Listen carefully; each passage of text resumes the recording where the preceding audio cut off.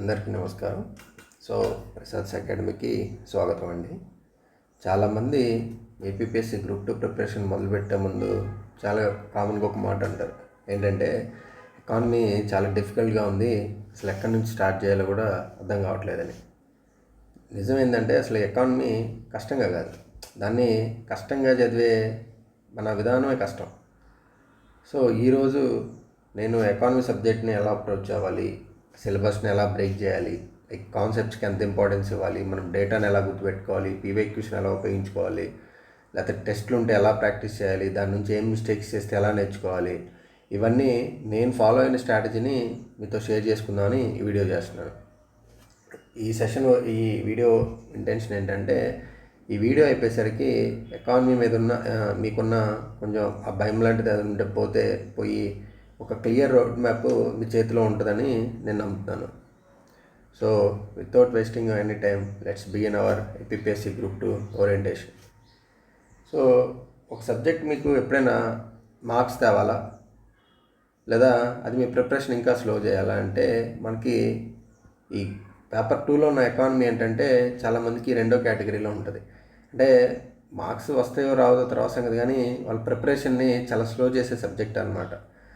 AP history, polity ఎంత ఫాస్ట్గా ఎంత ఎనర్జీకి చదువుతారో, ఎకానమీకి వచ్చేసరికి వాళ్ళ ప్రిపరేషన్ అంత స్లో అయిపోతుంది. ఎందుకంటే వాళ్ళు ఎకానమీని చదవటం మొదలుపెట్టే ముందే అసలు ఇది డిఫికల్ట్ సబ్జెక్ట్ అని ముందే మెంటల్గా డిసైడ్ అయిపోతారు. మనం ఈరోజు ఏం చేస్తామంటే ఆ మైండ్ సెట్ని కొంచెం మార్చుకోవడానికి ట్రై చేస్తాం. ఎకానమీని సిలబస్ నుంచి, అంటే ఈరోజు మనం సిలబస్ ఓపెన్ చేసినప్పటి నుంచి మన ఎగ్జామ్ హాల్ వరకు ఎలా ప్లాన్ చేసుకోవాలో స్టెప్ బై స్టెప్ ఒకసారి చూద్దాం అనమాట. జనరల్గా ఏంటంటే అందరూ సిలబస్ మొత్తం డౌన్లోడ్ చేసుకుంటారు. ఫస్ట్ ఎకానమీ సిలబస్ డౌన్లోడ్ చేసుకొని దానికి తగ్గ ఎకానమీకి ఏం చేస్తారంటే 2-3 బుక్స్ కొనుక్కుంటారు. ఒకటి సరిపోదని చెప్పి 2 కొంటారు. దానికి తోడు యూట్యూబ్లో ప్యారలల్గా క్లాసులు చూస్తారు, అకాడమిక్ క్లాసులు చూస్తారు. కానీ వాళ్ళకి ఎక్కడి నుంచి స్టార్ట్ చేసి ఈ ఎకానమీకి బోర్డర్స్ ఏం పెట్టుకోరు. వాళ్ళు చదువుకుంటూ వెళ్ళిపోతారు. వాళ్ళకి ఎగ్జామ్కి ఏది ఇంపార్టెంటో మాత్రం అంత క్లియర్ కట్గా ఉండదు. దానివల్ల ఏమవుతుందంటే వాళ్ళు ఎంత చదివినా ఈ ఎకానమీ మీద అసలుకి కాన్ఫిడెన్స్ రాదు. ఈరోజు ఈ వీడియో పర్పస్ ఏంటంటే, మీరు ఇంకా చదవండి, కొత్త బుక్స్ తెచ్చుకోండి, లేకపోతే అప్డేట్స్ చదవండి, కరెంట్ అఫైర్స్ చదవండి ఇలా చెప్పడం కాదనమాట. ఉన్న సిలబస్ని ప్లాన్ చేసుకొని స్మార్ట్గా ఎలా చదువుకోవాలి. జనరల్గా నేను ఎకానమీని ఎలా చదువుకున్నాను, లేకపోతే ఏం మిస్టేక్స్ చేశాను, లేదా వాటిని ఎలా కరెక్షన్ చేసుకున్నాను, లాస్ట్కి ఎగ్జామ్ ఓరియంటేషన్ ప్రిపరేషను నాకు ఎలా బిల్డ్ అయింది అనేది ఈరోజు ఈ వీడియోలో నేను జనరల్గా మీకు అందరికీ ఎక్స్ప్లెయిన్ చేయాలనుకుంటున్నాను.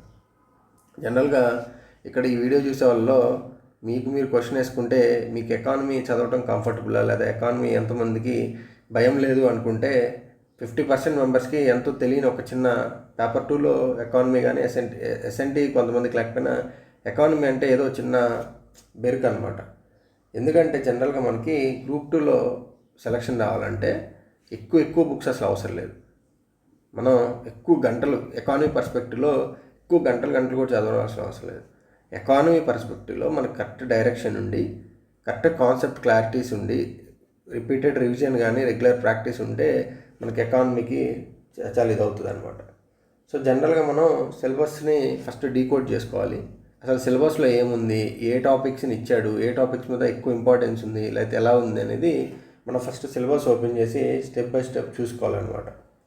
గ్రూప్ 2 ప్రిపరేషన్లో మీకు ఎకానమీలో సక్సెస్ రావాలంటే ఫస్ట్ సిలబస్ అండి. సిలబస్ మీద క్లారిటీ ఉండాలి. సిలబస్ మీద క్లారిటీ ఉండడం అంటే సిలబస్ని జస్ట్ పైపైన చదివేసి ఓహో ఇన్నే ఇచ్చాడు కదా అని అనుకోవడం కాదు. ఒక లైన్ సిలబస్లో మెన్షన్ చేశాడంటే దాన్ని స్టెప్ బై స్టెప్ డీకోడ్ చేసుకుంటా ఎలా వెళ్ళాలన్నది ఈరోజు నేను ఒక టాపిక్ మీకు తీసుకొని ఎక్స్ప్లెయిన్ కూడా చేస్తాను. అలాగే చాలామంది ఏం చేస్తారంటే అసలు సిలబస్ని ఒకసారి కూడా సరిగ్గా చదవకుండా డైరెక్ట్గా బుక్స్ ఓపెన్ చేసేసి ఇంకా బుక్లో ఫస్ట్ పేజ్ నుంచి ఎండింగ్ పేజ్ వరకు చదువుకుంటూ వెళ్తారు. చాలామంది ఏం చేస్తారంటే యూపీఎస్సీకి ఉన్న మెటీరియల్స్ కూడా తెచ్చుకుంటారు. వాళ్ళకి యూపీఎస్సీ టచ్ ఉన్నా లేదా ఏపీఎస్సీ గ్రూప్ టచ్ ఉన్నా వాళ్ళు ఇంకా యూపీఎస్సీ మెటీరియల్ ఓపెన్ చేసి అలా ఉంటుంది అని చదువుకుంటూ పోతారు. గ్రూప్ 2కి సిలబస్కి యూపీఎస్సీలో మనం చదివే మెటీరియల్స్కి కొంచెం స్లైట్ వేరియేషన్స్ ఉంటాయి. కాబట్టి మనం ఏ బుక్ చదివినా దాన్ని గ్రూప్ 2 సిలబస్కి అడ్జస్ట్ చేసుకుంటూ చదువుకుంటే సరిపోతుంది అనమాట.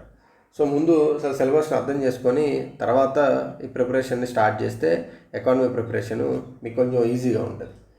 ఫస్ట్ దీంట్లో మనం ఏదైనా ఎకానమీ చదివేటప్పుడు ముందు ఈ కాన్సెప్ట్స్ని, డేటాని, లేకపోతే బేసిక్ కాన్సెప్ట్స్ని, అడ్వాన్స్డ్ కాన్సెప్ట్స్ని మీరు సపరేట్ చేసుకొని బేసిక్ కాన్సెప్ట్స్ నుంచి మన ప్రిపరేషన్ స్టార్ట్ చేస్తే బాగుంటుంది అనమాట. సో ఫస్ట్ ఈ వీడియోలో మనం అసలు సిలబస్ ఏమి ఇచ్చాడు, సిలబస్లో ఇచ్చిన ఒక లైన్ని మనం ఎట్లా అప్రోచ్ అవ్వాలనేది సిలబస్ని ఒకసారి చూద్దాం. సో ఇక్కడ మీరు చూస్తే మనకి పేపర్ 2లో ఏదైతే 150 మార్క్స్కి మనకి 75 marks India and AP economy అనమాట. అంటే మొత్తం మనకి 5 యూనిట్స్ ఇచ్చారు. అందులో 75 మార్క్స్కి మనకి 5 యూనిట్స్లో 3 యూనిట్స్ ఎక్కువ ఇండియన్ ఎకానమీ రిలేటెడ్, ఒక 2 యూనిట్స్ మాత్రం మనకి ఏపీ ఎకానమీ రిలేటెడ్ సిలబస్లో మెన్షన్ చేశారనమాట. సో మనకి అంతకుముందు ఎకానమీ పేపరే 150 మార్క్స్కి ఉండేది మనం ప్రీవియస్ పేపర్స్ చూస్తే. సో ఇదే సిలబస్ 150 మార్క్స్కి ఉన్నప్పుడు ఏమైందంటే కాన్సెప్ట్స్తో పాటు డేటా కూడా అంతే ఈక్వల్గా వచ్చేది. అంటే కాన్సెప్ట్స్ ఒక 75 to 80 మార్క్స్ వచ్చినా మనకి డేటా కూడా అరౌండ్ 60 to 70 మార్క్స్ వచ్చేది. అప్పుడు 60 to 70 మార్క్స్ డేటా ప్రిపేర్ చేయాల్సి వచ్చినప్పుడు ఏమైందంటే ఎగ్జామినర్కి కొంచెం ఒక్కొక్కసారి బాగా మైన్యూట్, అంటే ఎగ్జామ్ ఓరియంటేషన్ లేని మనకి డేటా కూడా పాయింట్స్ కూడా అంతకుముందు ఎగ్జామ్లో వచ్చి ఉండేవి. మీరు 2016 నోటిఫికేషన్ కానీ 2018-19 నోటిఫికేషన్ కానీ చూస్తే మనకి ఎకానమీ పేపర్ అంతా ఉండేది. సో చాలామంది పాయింట్స్ అండ్ నోటిఫికేషన్లో కూడా ఎకానమీలో ఎక్కడ తప్పు చేసుకున్నారంటే ఈ 2 పేపర్లు ప్రీవియస్ పేపర్ చూసి మనకి డేటా ఎక్కువ డేటా చదవాలి, ఎకానమీ అంటేనే డేటా అని ఒక మైండ్ సెట్తో ఎక్కువ డేటా చదువుకొని వెళ్ళారు. కానీ మొన్న 2023 పేపర్లు చూస్తే మనకి కాన్సెప్ట్స్ మీదే క్వశ్చన్స్ కొంచెం డీప్గా పడ్డాయి అనమాట. డేటా అంత టఫ్ గేమ్ అడగలేదు కానీ కాన్సెప్ట్స్ మాత్రం బాగా అడిగాడు. సో ఎగ్జామ్లో కాన్సెప్ట్స్ మీద క్వశ్చన్స్ రానివ్వండి, డేటా మీద క్వశ్చన్స్ రానివ్వండి, వితౌట్ కాన్సెప్ట్ డేటా అనేది మీకు అసలు మీ బ్రెయిన్కి ఎక్కదు. సో ప్రతిదీ ఎకానమీలో ఉన్న ప్రతి కాన్సెప్ట్ని మీరు, ఇవన్నీ బయట జరిగేవి, ఎకానమీలో జరిగేది ఏది మన కళ్ళకి కనపడదు కాదు, ప్రతిదీ బయట జరుగుతుంది. కాబట్టి ప్రతి కాన్సెప్ట్ని ప్రాక్టికల్గా మనం నేర్చుకుంటే ఎగ్జామ్లో దాని అప్లికేషన్ ఓరియంట్ వచ్చినప్పుడు మనం ఇంకా బాగా చేసుకోవచ్చు అనమాట. సో ఈరోజు జనరల్గా మనం అసలు సిలబస్లో ఇచ్చిన ఒక లైన్ని జనరల్గా మనం ఏం చేస్తాం, బుక్ ఓపెన్ చేసి ఇంకా ఫస్ట్ పేజ్ నుంచి చదవడం స్టార్ట్ చేస్తాం. సో ఫస్ట్ రీడింగ్ చదివేటప్పుడు ఏ బుక్ అయినా ఒక ఫస్ట్ పేజ్ నుంచి స్టార్ట్ చేస్తే అసలు మొత్తం ఏముందనే చదవటం ఓకే ఫైన్. కానీ మీరు సెకండ్ రీడింగ్, థర్డ్ రీడింగ్ కూడా వచ్చేటప్పటికి మీరు సిలబస్ని పక్కన పెట్టుకొని సిలబస్లో ఇచ్చిన వర్డ్కి మనం ఏమేమి చదవాలనేది రిలేటెడ్గా పెట్టుకొని మీరు ఒక నోట్స్లో తయారు చేసుకొని మీరు కాన్సెప్ట్ వెనకాల పడాలి. అంతేగాని మన వాళ్ళు రివర్స్లో బుక్స్ వెనకాల పడతాం. నేనేం చెప్తానంటే మీరు కాన్సెప్ట్ వెనకాల పడి ఒక బుక్లోంచి చదవండి, లేకపోతే 2-3 బుక్స్లోంచి చదువుకుంటే తప్పలేదు. ఆ కాన్సెప్ట్ ఎప్పుడైతే మీరు చదివారని మీ ఫీల్ అయ్యారో వెంటనే దాని మీద నెంబర్ ఆఫ్ క్వశ్చన్స్ ప్రాక్టీస్ చేస్తే మీరు బుక్లో చదవని క్వశ్చన్స్ కూడా మీకు తగులుతూ ఉంటాయి. అప్పుడు ఓకే మనం కాన్సెప్ట్ చదివాము కానీ ఈ బిట్స్ మనం ఎక్కడ చూడలేదు, లేకపోతే ఈ కాన్సెప్ట్ రిలేటెడ్ మనకి ఎక్కడ తగలేదు అన్నప్పుడు అప్పుడు కాన్సెప్ట్ని కొంచెం ఇంప్రూవ్ చేసుకోండి. అలా ఎకానమీలో ఏంటంటే మీరు బుక్ అంతా చదివేసి ఒక 2-3 నెలలు చదివేసి నేను తర్వాత ఎప్పుడో వచ్చి ఎంసీక్యూస్ ప్రాక్టీస్ చేసుకుంటానంటే అసలు వర్కౌట్ కాదు. ఎందుకంటే ఎకానమీలో ఎప్పుడైనా మనం ఏదైనా ఒక టాపిక్ లేదా కాన్సెప్ట్ చదువుకున్నప్పుడు వెంటనే దాని మీద ఎంసీక్యూస్ చేస్తేనే మనకి ఈ టాపిక్ అనేది మనం ఎక్కడ తప్పు నేర్చుకున్నామో మనం అర్థం చేసుకోవడంలో ఏమైనా తప్పులు ఉంటే వెంటనే రెక్టిఫై అయిపోయి ఆ కాన్సెప్ట్ మీద మనకు కమాండ్ వస్తుంది. సో దట్ మనం నెక్స్ట్ పక్కన వేరే కాన్సెప్ట్ని నేర్చుకోవడానికి కూడా ఇది బేస్గా పనికి వస్తుంది అనమాట. సపోజ్ మనకి ఫస్ట్ యూనిట్లో ఈ structure of the Indian economy, economic planning policy అని ఈ ఫస్ట్ యూనిట్లో మనకి ఇచ్చిన ఫస్ట్ లైన్ ఏంటి, national income of India. So మనం బుక్లో చదివేటప్పుడు అసలు దీన్ని ఎలా అప్రోచ్ అవ్వాలి అంటే ఈ టాపిక్ నుంచి మనం ఏంటంటే ముందు ఒక వైట్ పేజ్ తీసుకొని అసలు నేషనల్ ఇన్కమ్ ఆఫ్ ఇండియాలో మనం ఏమేమి చదవాలనేది జస్ట్ ఒక అవుట్లైన్ చేసుకొని మనం ఏం చదవాలనుకున్నది మనం ఫస్ట్ ఒక అండర్స్టాండింగ్ రావాలన్నమాట. సో మీకు ఒకసారి చూపిస్తాను. జనరల్గా అసలుకి నేషనల్ ఇన్కమ్ ఆఫ్ ఇండియా మనం చదివితే ఏమేమి కాన్సెప్ట్స్ చదవాలి, మనం ఏమేమి కవర్ చేయాలనేది శాంపుల్గా ఒకసారి ఈ టాపిక్ చూద్దాం. సో మనకి సిలబస్లో ఏమని ఇచ్చాడు, నేషనల్ ఇన్కమ్ అని ఇచ్చాడు. సో అంటే ఫస్ట్ టైం చదివే వాళ్ళకి మేబీ ఇలా అప్రోచ్ అవ్వకపోవచ్చు, కానీ జనరల్గా ఏంటంటే మీరు ఫస్ట్ డైరెక్ట్గా సబ్జెక్ట్లోకి వెళ్ళకుండా అసలుకి సిలబస్లో ఏమి ఇచ్చాడు, దానికి మనం ఏమేమి కవర్ చేయాలి అని మీ బుక్ ఏదైతే మీరు స్టాండర్డ్ బుక్ చదువుతున్నారో దాన్ని పక్కన పెట్టుకొని పీవైక్యూస్ కూడా చూసుకుంటా ప్లాన్ చేసుకున్నా కానీ మీకు ఒక ఐడియా వస్తుంది. ఫస్ట్ అసలు నేషనల్ ఇన్కమ్ ఏంటి, జనరల్గా మనకి ఎన్ఎన్పిని మనం నేషనల్ ఇన్కమ్ అంటాం. కానీ ఈ ఎన్ఎన్పి అనేది సిలబస్లో మనకి ఇచ్చాడు, దాన్ని నేషనల్ ఇన్కమ్ అంటారు. అసలు ముందు ఎన్ఎన్పి చదవాలంటే మీకు జిఎన్పి తెలియాలి. జిఎన్పి తెలియాలంటే మనకి జీడిపి తెలియాలి. అప్పుడు మనకి net factor income from abroad అని వస్తుంది. అసలుకి ఈ వర్డ్స్ ఏం తెలియకుండా డైరెక్ట్ మనం నేషనల్ ఇన్కమ్ దగ్గరికి వెళ్ళడానికి లేదు. సో అప్పుడు మనం జీడిపి దగ్గర నుంచి స్టార్ట్ చేయాలి. సో జీడిపి చదివినప్పుడు మనం ఏమేమి ఫోకస్ చేయాలంటే, మీరు జనరల్గా ఈ డెఫినేషన్ చదివినప్పుడు ఈ డెఫినేషన్లో మీకు కొన్ని గూడ్స్ వస్తాయి, కొన్ని వర్డ్స్ వస్తాయి. లైక్ ఫైనల్ గూడ్స్ అని వస్తుంది ఈ డెఫినేషన్లో, అలాగే డొమెస్టిక్ అని వస్తుంది, టెరిటరీ అని వస్తుంది. సో ఎగ్జామ్లో ఏమడుగుతాడంటే ఏదైనా ఒక ఎగ్జాంపుల్ ఇచ్చి ఇది ఫైనల్ గూడా ఇంటర్మీడియట్ గూడా, అసలుకి గూడ్స్లో టైప్స్ అన్నీ. సో జనరల్గా మనకి గూడ్స్లో ఇంటర్మీడియట్ గూడ్స్, ఫైనల్ గూడ్స్ అని రెండు ఉంటాయి. అలాగే ఫైనల్ గూడ్స్లో కన్జంప్షన్ గూడ్స్, అలాగే క్యాపిటల్ గూడ్స్ అని రెండు ఉంటాయి. సో తెలుగు మీడియం పదాలు నేను ఎగ్జాక్ట్గా వాడట్లేదు, కానీ ఈ వీడియో చూసే తెలుగు మీడియం స్టూడెంట్స్ కూడా ఇది అర్థమవుతుందని అనుకుంటున్నాను. సో మీకు ఒక అండర్స్టాండింగ్ కోసమే చెప్తున్నాను. కానీ so final goods, intermediate goods difference ఏంటి? వాడు ఏం చేస్తాడంటే ఎగ్జామ్లో మీకు సింపుల్గా ఏదో ఒక గూడ్ లాగా, అంటే ఎగ్జామ్లో ఇది సపోజ్ అని ఇచ్చి ఇది మీకు ఫైనల్ గూడ్ కింద వస్తుందా, ఇంటర్మీడియట్ గూడ్ కింద వస్తుందా అని అప్లికేషన్ కూడా అడగొచ్చు. సో మీకు ఈ రెండింటికి డిఫరెన్స్ తెలిసి ఉండాలి. అలాగే కన్జంప్షన్ గూడ్స్ లేదా క్యాపిటల్ గూడ్స్ అడుగుతారు, అక్కడ కూడా మీకు ఈ డిఫరెన్స్ తెలిసి ఉండాలన్నమాట. ఫర్ ఎగ్జాంపుల్ మనకి క్యాపిటల్ గూడ్స్, జనరల్గా మనకి క్యాపిటల్ గూడ్స్ అని తెలుసు, కానీ మనకి ఎగ్జామ్లో దీని మీద ఒక అప్లికేషన్ ఓరియంటెడ్ క్వశ్చన్ రావచ్చు. ఫర్ ఎగ్జాంపుల్ మీరు ఎప్పుడు వినుంటారు, మనకి ఇన్వెస్ట్మెంట్ సేవింగ్స్ పర్సంటేజెస్ ఎప్పుడైనా చదివినప్పుడు సపోజ్ జీడిపిలో మనకి 30% ఇన్వెస్ట్మెంట్ ఉందని, ఇన్వెస్ట్మెంట్ పర్సంటేజ్ 30% ఉంది జీడిపిలో అని మనం జనరల్గా ఒక లైన్లా చదువుతూ ఉంటాం. సో మీరు ఎప్పుడైనా ఆ లైన్ చదివినప్పుడు మనకి మైండ్లో వచ్చేది ఏంటంటే, మన రోజు న్యూస్ పేపర్లో చదివినప్పుడు 1,00,000 కోట్లు పలానా కంపెనీ ఇన్వెస్ట్ చేసింది, 2,00,000 కోట్లు పలానా కంపెనీ ఇన్వెస్ట్ చేసింది, ఇది మనం ఇక్కడ జీడిపిలో చదివే ఇన్వెస్ట్మెంట్లో అది రాదనమాట. సో ఇక్కడ ఇన్వెస్ట్మెంట్ అంటే ఏమొస్తుందంటే, సపోజు మన ఇండియాలో అన్ని ఫ్యాక్టరీస్ ఉన్నాయి అనుకున్నాం. ఈ ఫ్యాక్టరీస్ ప్రతి సంవత్సరం ఒక 100 rupees worth, 1000 rupees worth goods produce చేస్తున్నాయి, ఏవైనా వస్తువులు ప్రొడ్యూస్ చేస్తున్నాయి. ఆ వస్తువుల్లో మనకి 2 రకాలు ఉంటాయి. ఒకటి కన్జంప్షన్ అనమాట, అంటే ఆ సంవత్సరం వాడుకోవడానికి కావాల్సిన కన్జంప్షన్ గూడ్స్ ఏవైనా కానీ మనం వాడుకున్న ప్రతి వస్తువులు చేస్తాయి. సపోజ్ అవి ఒక 700 ఉన్నాయి అనుకుందాం. అలాగే క్యాపిటల్ గూడ్స్, ఇవి ఒక 300 రూపాయల వర్త్ ఇవి ప్రొడ్యూస్ చేస్తున్నాయి అనుకుందాం. ఇక్కడ క్యాపిటల్ గూడ్స్ ఏంటంటే వాటిని బేస్ చేసుకొని మళ్ళీ మనం ప్రొడక్షన్కి నెక్స్ట్ స్టెప్ కంటిన్యూ చేయడానికి అనమాట. కన్జంప్షన్ గూడ్స్ ఏంటంటే మనం ఆ గూడ్స్ని కన్జ్యూమ్ చేస్తాం, ఆ గూడ్స్ అక్కడితో అయిపోతాయి. కానీ క్యాపిటల్ గూడ్స్ ఏంటంటే ప్రొడక్షన్ ప్రాసెస్ని ఇంకా ముందుకు తీసుకెళ్ళడానికి, నెక్స్ట్ ప్రొడక్షన్కి యూజ్ అయ్యాయి అనమాట క్యాపిటల్ గూడ్స్ అంటే. సో ఇక్కడ ఎంత వర్త్ వాడుతున్నాం? 300 రూపీస్. అంటే జీడిపిలో మీరు జీడిపి అవుట్పుట్ ఏదైతే ఉందో, సపోజ్ జీడిపి అవుట్పుట్ ఇక్కడ 1000 అనుకుందాం. జీడిపి అవుట్పుట్ ఏదైతే ఉందో, జీడిపి అవుట్పుట్లో ఎంత పర్సంటేజ్ మనం క్యాపిటల్ గూడ్స్ని ప్రొడ్యూస్ చేసుకుంటున్నాం, ఎంత పర్సంటేజ్ క్యాపిటల్ గూడ్స్ని మనం ప్రొడ్యూస్ చేస్తున్నాం అనేదే మనకి పర్సంటేజ్ ఆఫ్ ద ఇన్వెస్ట్మెంట్ కింద వస్తుంది. అంటే ఏంటి, మనం నెక్స్ట్ సంవత్సరానికి జీడిపిని ప్రొడ్యూస్ చేయడానికి మనకు అవసరమైంది క్యాపిటల్ గూడ్స్. కాబట్టి ఈ సంవత్సరం జీడిపిలో ఎంత పర్సంటేజ్ క్యాపిటల్ గూడ్స్ మనం ప్రొడ్యూస్ చేసాం. ఈ సంవత్సరం మనం 300 అంటే ఒక 30% క్యాపిటల్ గూడ్స్ ప్రొడ్యూస్ చేసామంటే ఈ క్యాపిటల్ గూడ్స్ నెక్స్ట్ వచ్చే జీడిపి ఇయర్కి, ఫైనాన్షియల్ ఇయర్కి, అప్పుడు జీడిపిని మనకి క్యాలిక్యులేట్ చేయడానికి, అప్పుడు ప్రొడక్షన్ పెంచడానికి ఈ 300 రూపీస్ వర్త్ క్యాపిటల్ గూడ్స్ మనకి ఇన్వెస్ట్మెంట్ అనమాట.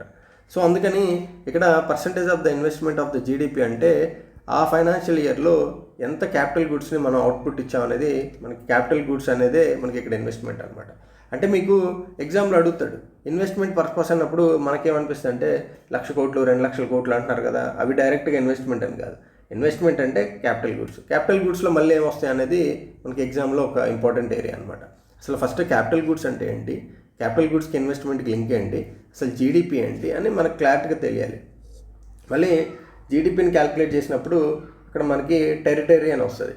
అంటే ఒక సపోజు మన టెరిటరీ అంటే అనుకుంటే విత్ ఇన్ ఇండియా అనుకుంటాం. విత్ ఇండియా అని అనుకున్నప్పుడు మరి మన ఓఎన్జీసీ అని ఉంటుంది, ఆయిల్ కంపెనీ. అది బయట ఎక్కడో వేరే సముద్రంలో మన దేశం కోసం ఆయిల్ వెలికితీస్తుంది. మరి అది విత్ ఇన్ ఇండియాలో లేదు కదా. సో ఇప్పుడు ఇది జీడిపి కింద వస్తుందా రాదా? లేదు ఫారినర్ ఎవరో వచ్చి ఇండియాలో పని చేసుకుంటా మనకి ఎకానమీకి కంట్రిబ్యూట్ చేస్తున్నారు. ఇతను ఇండియన్ కాదు కదా, కానీ ఇతను చేసే పని మనకి జీడిపిలో క్యాలిక్యులేట్ అవుతుందా లేదా. ఇట్లా జీడిపి చదివామంటే జీడిపి డెఫినేషన్ చదివి వదిలేయడం కాదు, జీడిపిలో ఏమి ఇంక్లూడ్ అవుతాయి ఏమి ఇంక్లూడ్ కావు అనేది మనం ప్రాక్టికల్గా చదివేటప్పుడే ఒక చిన్న నోట్స్లా తయారు చేసుకోవాలి.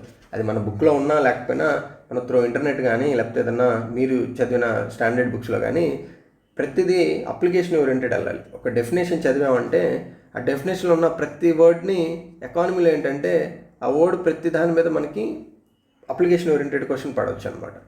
సో జీడిపి చదివాం, జీడిపి చదివిన తర్వాత మనకి నెక్స్ట్ డెఫినేషన్ ఏంటి, జిఎన్పి. జీడిపి నుంచి జిఎన్పి కావాలంటే మనకి net factor income from abroad అని దీన్ని మనం చేసుకోవాలన్నమాట. సో ఇక్కడ net factor income from abroad. So net అనేది కీవర్డ్ కాదు, ఇక్కడ అబ్రాడ్ అనేది కీవర్డ్ కాదు. కానీ ఫ్యాక్టర్ ఇన్కమ్ అంటే ఏంటి? సో ఈ ఫ్యాక్టర్ ఇన్కమ్ తెలిస్తేనే మనం ఈ జీడిపి జిఎన్పి మధ్య ఎంత వాల్యూ ఉందో కనుక్కోగలుగుతాం. అసలు ఫ్యాక్టర్ ఇన్కమ్ తెలియాలంటే మనకి ముందు ఫ్యాక్టర్స్ ఆఫ్ ప్రొడక్షన్ తెలియాలి. సో ఏదైతే ఫ్యాక్టర్స్ ఆఫ్ ప్రొడక్షన్ మీకు తెలుసో ఆ ఫ్యాక్టర్స్ ఆఫ్ ప్రొడక్షన్ నుంచి వచ్చేదే ఈ ఫ్యాక్టర్ ఆఫ్ ఇన్కమ్ అనమాట. అంటే ఇక్కడ నీకు ఫ్యాక్టర్ ఆఫ్ ఇన్కమ్ అనేది తెలియకపోతే అసలు నీకు నెట్ ఫ్యాక్టర్ ఇన్కమ్ అబ్రాడ్ తెలియదు. నెట్ ఫ్యాక్టర్ ఇన్కమ్ అబ్రాడ్ తెలియకపోతే నువ్వు జిఎన్పిని క్యాలిక్యులేట్ చేయడానికి అవ్వదు అనమాట. అంటే ఇక్కడ ప్రతి వర్డ్ ఇంపార్టెంట్. ఇక్కడ ఫ్యాక్టర్ ఇన్కమ్ అంటే ఏంటి, ఫ్యాక్టర్స్ ఆఫ్ ప్రొడక్షన్ అంటే ఏంటి కూడా ఇంపార్టెంట్. సో అందుకని మనం ఎకానమీలో చదివేది జస్ట్ డెఫినేషన్స్ కాదు, ఆ డెఫినేషన్ చదివి అందులో ఉన్న ప్రతి కీవర్డ్ని మనం అర్థం చేసుకొని దాన్ని అప్లికేషన్ ఓరియంటెడ్ నేర్చుకుంటేనే మనకి ఎగ్జామ్లో హెల్ప్ అవుతుంది. ఏదో డెఫినేషన్ చదివాము, ఫార్ములాస్ ఏముంది, జీడిపి జిఎన్పి, జీడిపి నుంచి మీకు ఎన్డిపి వస్తుంది, జిఎన్పి నుంచి మీకు ఎన్ఎన్పి వస్తుంది. ఈ 4 ఫార్ములా చదివితే అయిపోయినట్టేనా? అవ్వదు. ఎందుకంటే అది పైపైన చదివే వాళ్ళు ఫార్ములా చదువుకొని వెళ్ళిపోవచ్చు. కానీ జీడిపి చదువుతున్నప్పుడు జీడిపి డెఫినేషన్ మొత్తంలో మీరు ముందు కీవర్డ్స్ని ఐడెంటిఫై చేయండి. టెరిటరీ అనేది ఒక కీవర్డు, ఫైనాన్షియల్ ఇయర్ అనేది ఒక కీవర్డు, ఫైనల్ గూడ్స్ అనేది ఒక కీవర్డు. అసలు అదేంటి, ఆ వర్డ్ ఏంటి, ఆ వర్డ్ అట్లా ఒక్కొక్క వొకాబులరీని మీరు స్ట్రెంథెన్ చేసుకుంటూ వస్తే మీకు ఆటోమేటిక్గా దాని మీద వచ్చే అప్లికేషన్ ఓరియంటెడ్ క్వశ్చన్స్ కూడా మీరు స్ట్రాంగ్ అవుతారు. అట్లా కాకుండా జస్ట్ డెఫినేషన్లా చదువుకొని మనం ఎగ్జామ్కి వెళ్తే అక్కడ అన్ని క్వశ్చన్స్ అన్నీ అప్లికేషన్ ఓరియంటెడ్లో ఉంటాయి. సో అవి మన బుక్స్లో కవర్ అయినా కవర్ అవ్వకపోయినా ముందు మనం బ్రెయిన్లో మనం ఈ సబ్జెక్ట్ని ఇట్లా అప్రోచ్ అవ్వాలని పెట్టుకున్నప్పుడు ఒక్కొక్క టాపిక్ని అలా అప్రోచ్ అవుతూ వస్తుంటే మీకు కాన్సెప్ట్స్ అనేవి చాలా క్లియర్గా ఉంటాయి అన్నమాట. సో మళ్ళీ మనం జీడిపి చదివినప్పుడు మనకి నామినల్ జీడిపి, రియల్ జీడిపి అని ఉంటుంది. సో ఈ నామినల్ జీడిపి, రియల్ జీడిపి తెలియాలంటే మనకు అసలు బేస్ ఇయర్ అంటే ఏందో తెలియాలి. అలాగే ఇప్పుడు మీరు ఎప్పుడైనా అబ్జర్వ్ చేస్తే మన జీడిపి సపోజు ఒక 4 లక్షల కోట్లు, లేకపోతే ఎంతో చెప్తాం, 4 లక్షల కోట్లు ఉంది, 10 లక్షల కోట్లు ఉంది, లేకపోతే $3 ట్రిలియన్ ఉంది, ఇలా చెప్తాం. ఇలా చెప్పినప్పుడు మనం ఏం చెప్తున్నాం అంటే అక్కడ ఈ నామినల్ జీడిపిని చెప్తున్నాం. అంటే నెంబర్స్లో జీడిపిని ఎప్పుడైతే నెంబర్స్లో చెప్తున్నామో మనం అక్కడ నామినల్ జీడిపిని చెప్తున్నట్టు అనమాట. ఎప్పుడైతే జీడిపిని మనం పర్సంటేజ్లో చెప్తాం, లైక్ 7% గ్రోత్ ఉంది, 8% గ్రోత్ ఉంది, 2% గ్రోత్ ఉందని, అప్పుడు మనం రియల్ జీడిపిలో వచ్చిన గ్రోత్ చెప్తాం. ఇదేమో నామినల్ జీడిపి ఎంత ఉంది అది, ఇదేమో రియల్ జీడిపి ఎంత ఉంది అది. అంటే మనం ఎగ్జామ్లో ఎక్కడైనా పర్సంటేజ్ జీడిపి ఇంత పెరిగింది లాస్ట్ ఫైనాన్షియల్ ఇయర్ అంటే మనం రియల్ జీడిపి గురించి చెప్పినట్టు, రియల్ జీడిపిలో ఉన్న గ్రోత్ చెప్పినట్టు. నామినల్ జీడిపి అంటే ఏది చెప్పినట్టు. మళ్ళీ ఈ నామినల్ జీడిపి, రియల్ జీడిపి ఉంటే మీకు జీడిపి డిఫ్లేటర్ అనేది వస్తుంది అనమాట. సో జీడిపి డిఫ్లేరేటర్ అంటే ఇది డైరెక్ట్ ఆర్ ఇండైరెక్ట్ మనకి ఇన్ఫ్లేషన్ ఎంత ఉందని కనుక్కోవడానికి ఉపయోగపడుతుంది. అంటే ఇట్లా ఒక టాపిక్ నుంచి ఇంకో టాపిక్కి వెళ్ళేటప్పుడు మనం ఈ బేసిక్స్ నేర్చుకుంటా పోతే మనకి ఇంకా ఈజీ అవుతుంది అనమాట. సో మనం జీడిపి అంటే చదివాం. మరి ఇప్పుడు ఈ జీడిపిని ఎలా క్యాలిక్యులేట్ చేయాలి, మనం ఎలా కౌంట్ చేస్తామంటే మనకి జనరల్గా 3 మెథడ్స్ వస్తాయి. ఆ product method, expenditure method, income method అని 3 వస్తాయి. సో అవేంటి, ఎలా క్యాలిక్యులేట్ చేస్తామనేది మనకు ఒక క్లియర్ కట్ ఎగ్జాంపుల్ తీసుకొని ఆ ఎగ్జాంపుల్ ప్రకారం చదువుకుంటే మనకు క్లారిటీగా అర్థమవుతుంది. సో మళ్ళీ జీడిపి ఉంది. మరి జీడిపికి జీవీఏకి ఏం డిఫరెన్స్? మనం జనరల్గా ఎక్కడైనా గ్రాస్ వాల్యూ యాడెడ్ అనే చదువుతాం కాబట్టి అసలు ఈ వాల్యూ యాడెడ్ అంటే ఏంటి, అట్లా ప్రతి పదాన్ని మనం చదవాల్సింది ఏంటంటే బుక్ని కాదు, బుక్కుని చదివేసి ఈరోజు నేను 20 పేజీలు చదివాను, 30 పేజీలు చదివాను, నా ఎకానమీ దాదా ఫస్ట్ యూనిట్ అయిపోయింది అంటాం. కానీ ఎప్పుడైతే మనం టెస్టులు చేస్తున్నామో ఈ ఫస్ట్ యూనిట్లోనే మనకి చాలా ఎక్కువ తప్పులు పోతాయి. ఎందుకంటే మనకి ఇక్కడ ఆ పదాల మీద కమాండ్ ఉండదు. పదాల మీద కమాండ్ లేనప్పుడు మీకు ఆ కాన్సెప్ట్ మీద, ఆ టాపిక్ మీద కమాండ్ రాదు.